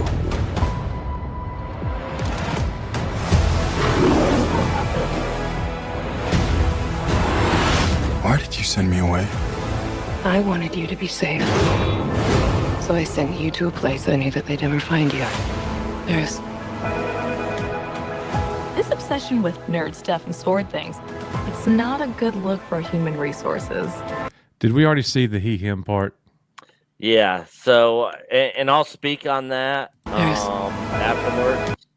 But yeah, right there. So I know a lot of people are like raging over that. Yeah. I think it's a poor decision to have it there, but I think it's meant to be funny. Yeah. Well, since we got it pulled up, I'll just talk about it now. Mr. H, if you guys watch the Mr. H reviews, the H cast that I'm on every Tuesday and Thursday on his channel, he already knows this whole movie from start to finish because he's got somebody who's involved with the project directly, who has already given him the lowdown of the entire movie from start to finish. So the guys who wrote this are not woke guys, and they're literally doing this as a joke. They're making fun of the pronouns, and they're making fun of how ridiculous HR departments are. Which, if any of you guys have worked in the corporate world, HR is the most useless, worthless department of any department on planet Earth. That's not just in the corporate world. I mean, that's yeah. Anybody that deals with HR, it's like, but yeah. So this is a whole joke. This is not them, bending the knee to the woke pronoun. Man, crowd. I saw a lot of posts. People upset, man. Oh, They're upset. They are now. Granted, I never got that. Yeah, they should not have put this in the trailer because this puts a lot. Because you don't know. Yeah, because people don't know, but they're literally doing this as a joke to make fun of this stuff, and also the guy who knows Mr. H. Yeah, exactly. The joke is not going over well, and it's because it's poor taste. Yeah, it is. And so I definitely think it was a mistake for them to put this in the trailer because it's going to turn a lot of people off from seeing the movie because they don't have any context because it's just a trailer. So they should have left this out. Plus, it's a play on He-Man, but it's he/him. That's how I saw it. Yeah. Yeah, it's not. They're not into the whole woke narrative thing, and apparently I can't also, believe you're talking about this name tag for 5 minutes. Like this is the craziest thing I've ever seen in my life. Yeah, but I have Wrap to it give you up. the whole I finish rundown. watching it. And Jared Leto, who also people could not stand, apparently, like you don't see his face, and you can't even tell that it's even him. He's basically just playing Skeletor. Well, we haven't even seen him yet. Yeah. Yep. Let's finish the trailer. All right, let's go. All right. This obsession with nerd stuff and sword things, it's not a good look for human resources.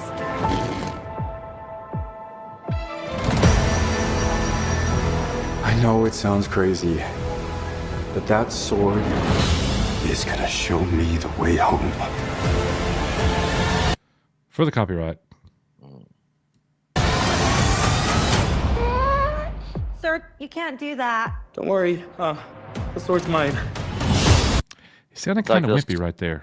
Yeah, it's Adam, But Adam does sound kind of wimpy. Yeah. Castle Grayskull looks great. Yeah. Hang on, it's about to get weird. Was that Gamora? Yeah.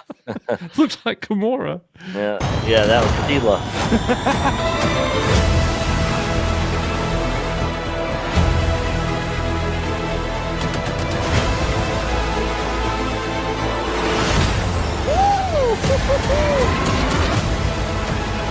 What am I supposed to do? All right. Yeah. Idris Alba is a man of arms. I'm okay with that. I'm okay with the race swap there. I'm fine with it.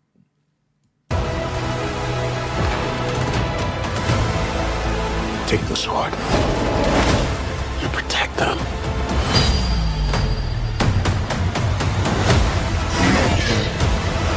Scrapjaw, Eastman,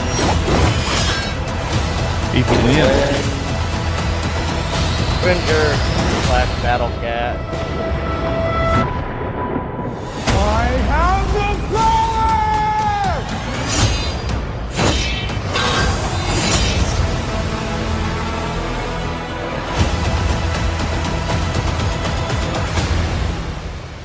Snake Mountain.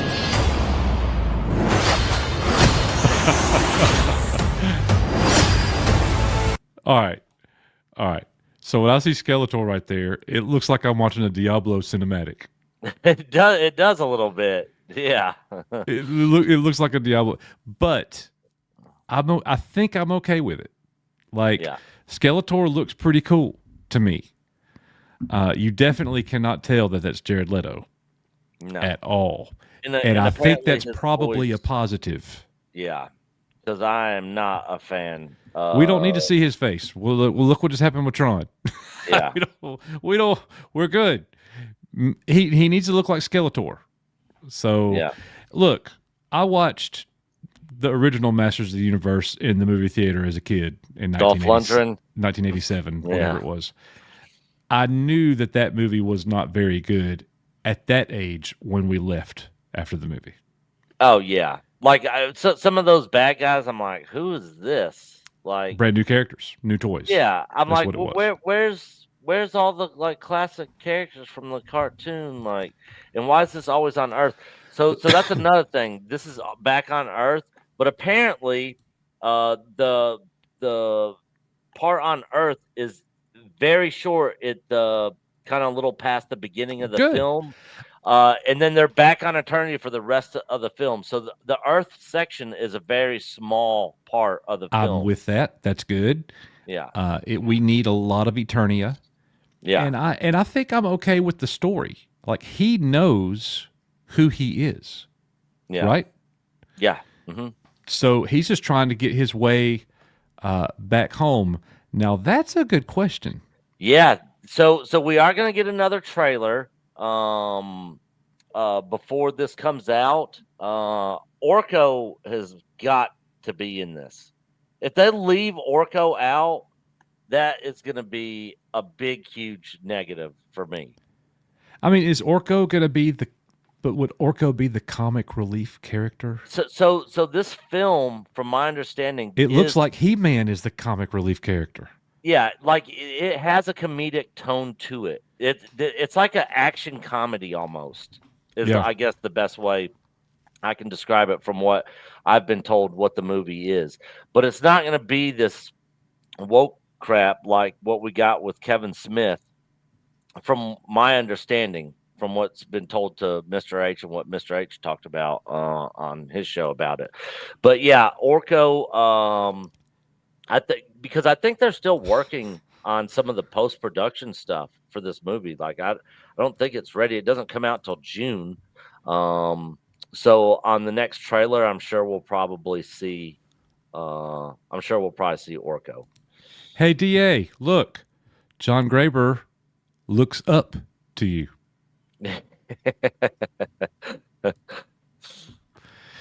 Oh my goodness. He looks up to everybody though. Oh, that's true. That's true. That was mean, Nick. You shouldn't have said that. Look, God, I hope there's not a She-Ra sequel. But knowing Hollywood, I'm sure. So are you telling me that are you buying or selling this movie? Because I kind of can't tell. I am I am semi-buying this movie. I'm gonna give it a chance. I'm buying. I'm giving it a chance from what I know about it and from what I've seen so far. Yeah. I'm giving it a chance. Plus, I was a huge He-Man fan growing up. Every boy in the early 80s was. There Yeah. wasn't a single one that didn't like He-Man. Yeah. Don't trust the DA in chat, guys. He doesn't like Dune. Okay? Yeah, I am looking forward to it, and hopefully Derek's right. Hopefully the movie is better than the trailer, but I thought the trailer was fine. Maybe a little bit too much comedy for me, but you know how sometimes a trailer makes you feel like, oh, there's a lot of comedy, but then you actually go to the movie and it's really not. Yeah, yeah. You know. Now this is interesting. He-Man or Thundercats. I would love to see them do a live action Thundercats. We've already had a live action He-Man movie. Thundercats deserves that. Yeah. But I think Thundercats would be incredibly hard to do. It would be hard to do. The look, how you gonna do that? I don't know. The Thunder Tank, and look, we're getting Voltron. High budget. Yeah, we're getting Voltron. That needs to.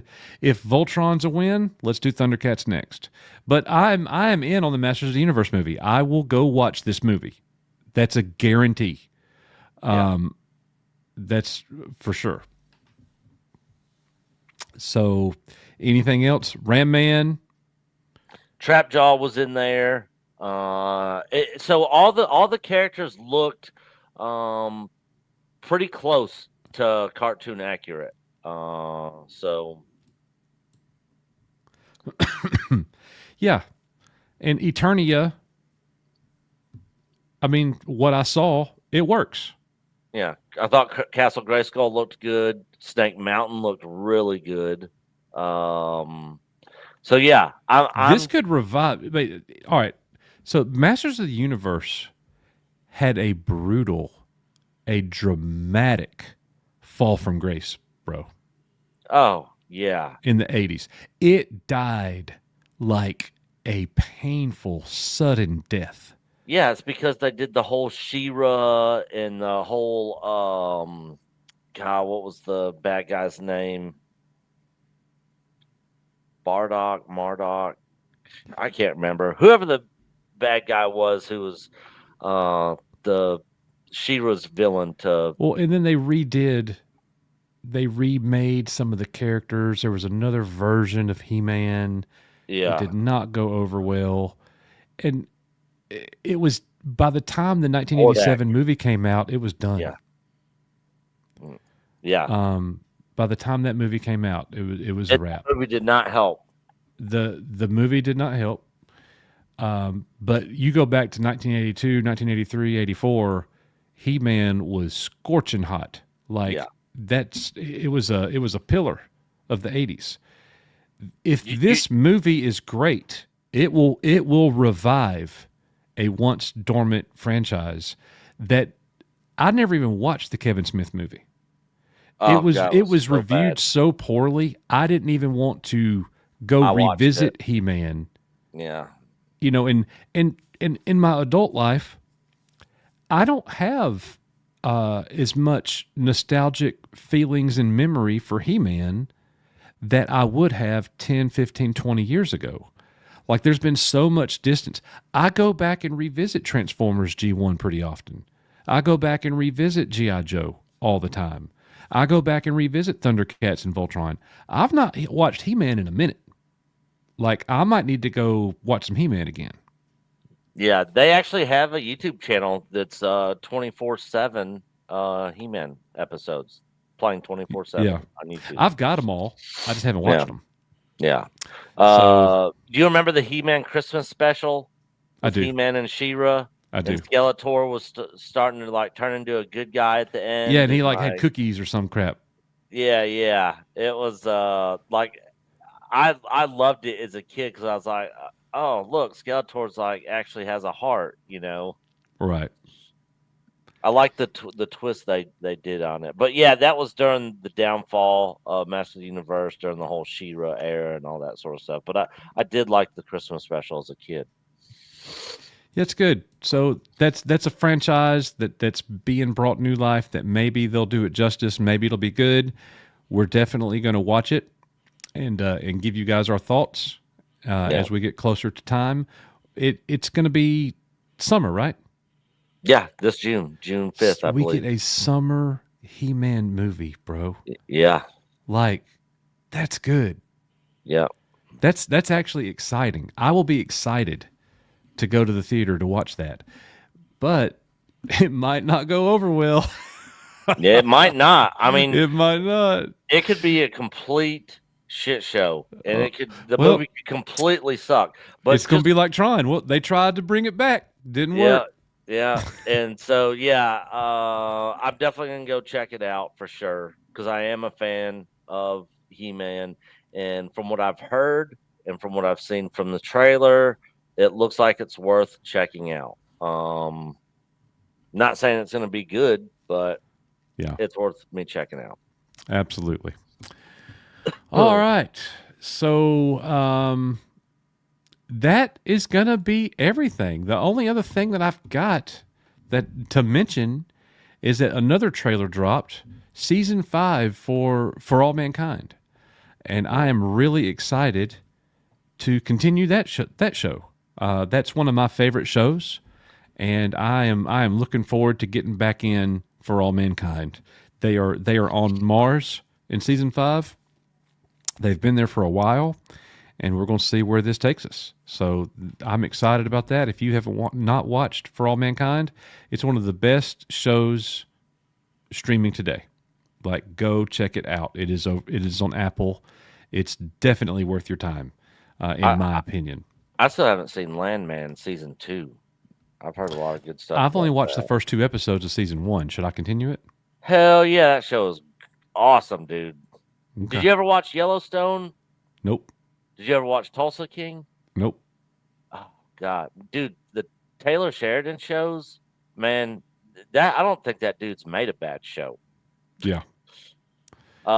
Sylvester Stallone and Tulsa King, dude, it's freaking great. Okay. Great. All right. Well, I might check that out too. Yeah. That's one that I know that my wife will not watch though. Tulsa King? Yeah. She ain't watching that. Yeah. There's no way. But anyways, guys, what an incredible stream. We appreciate everybody being here.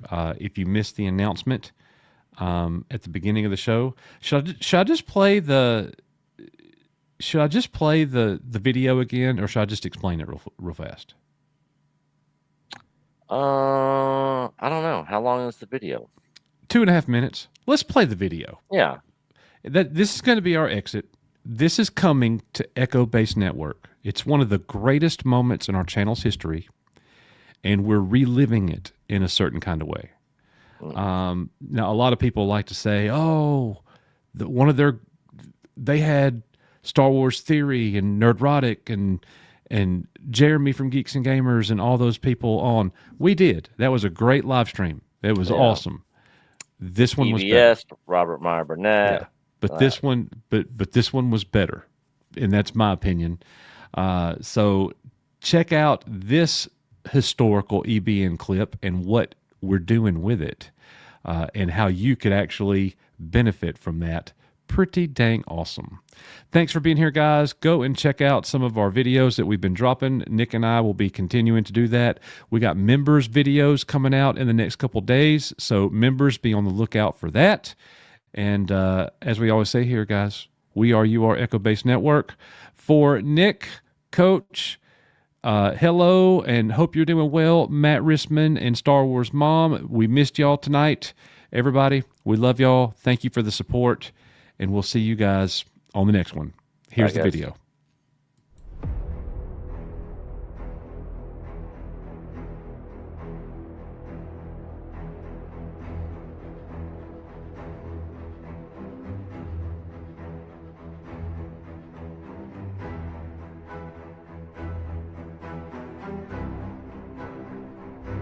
Let's go. Ken Flynn is in the house.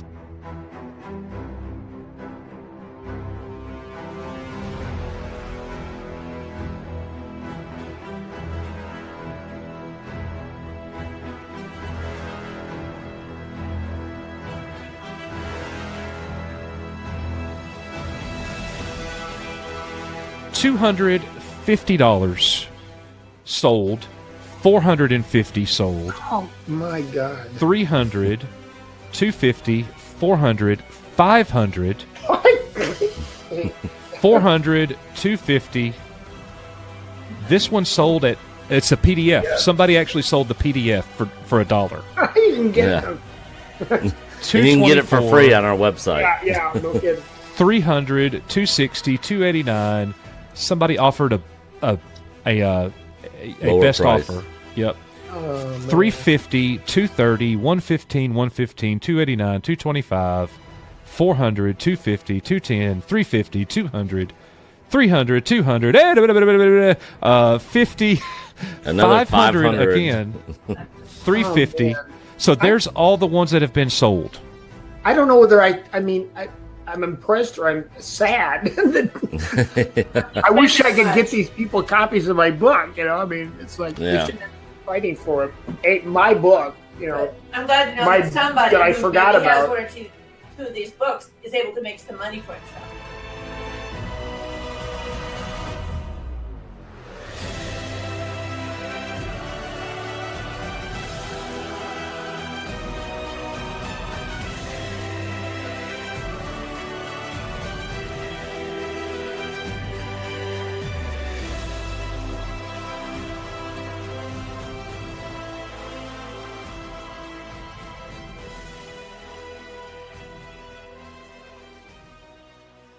Yeah.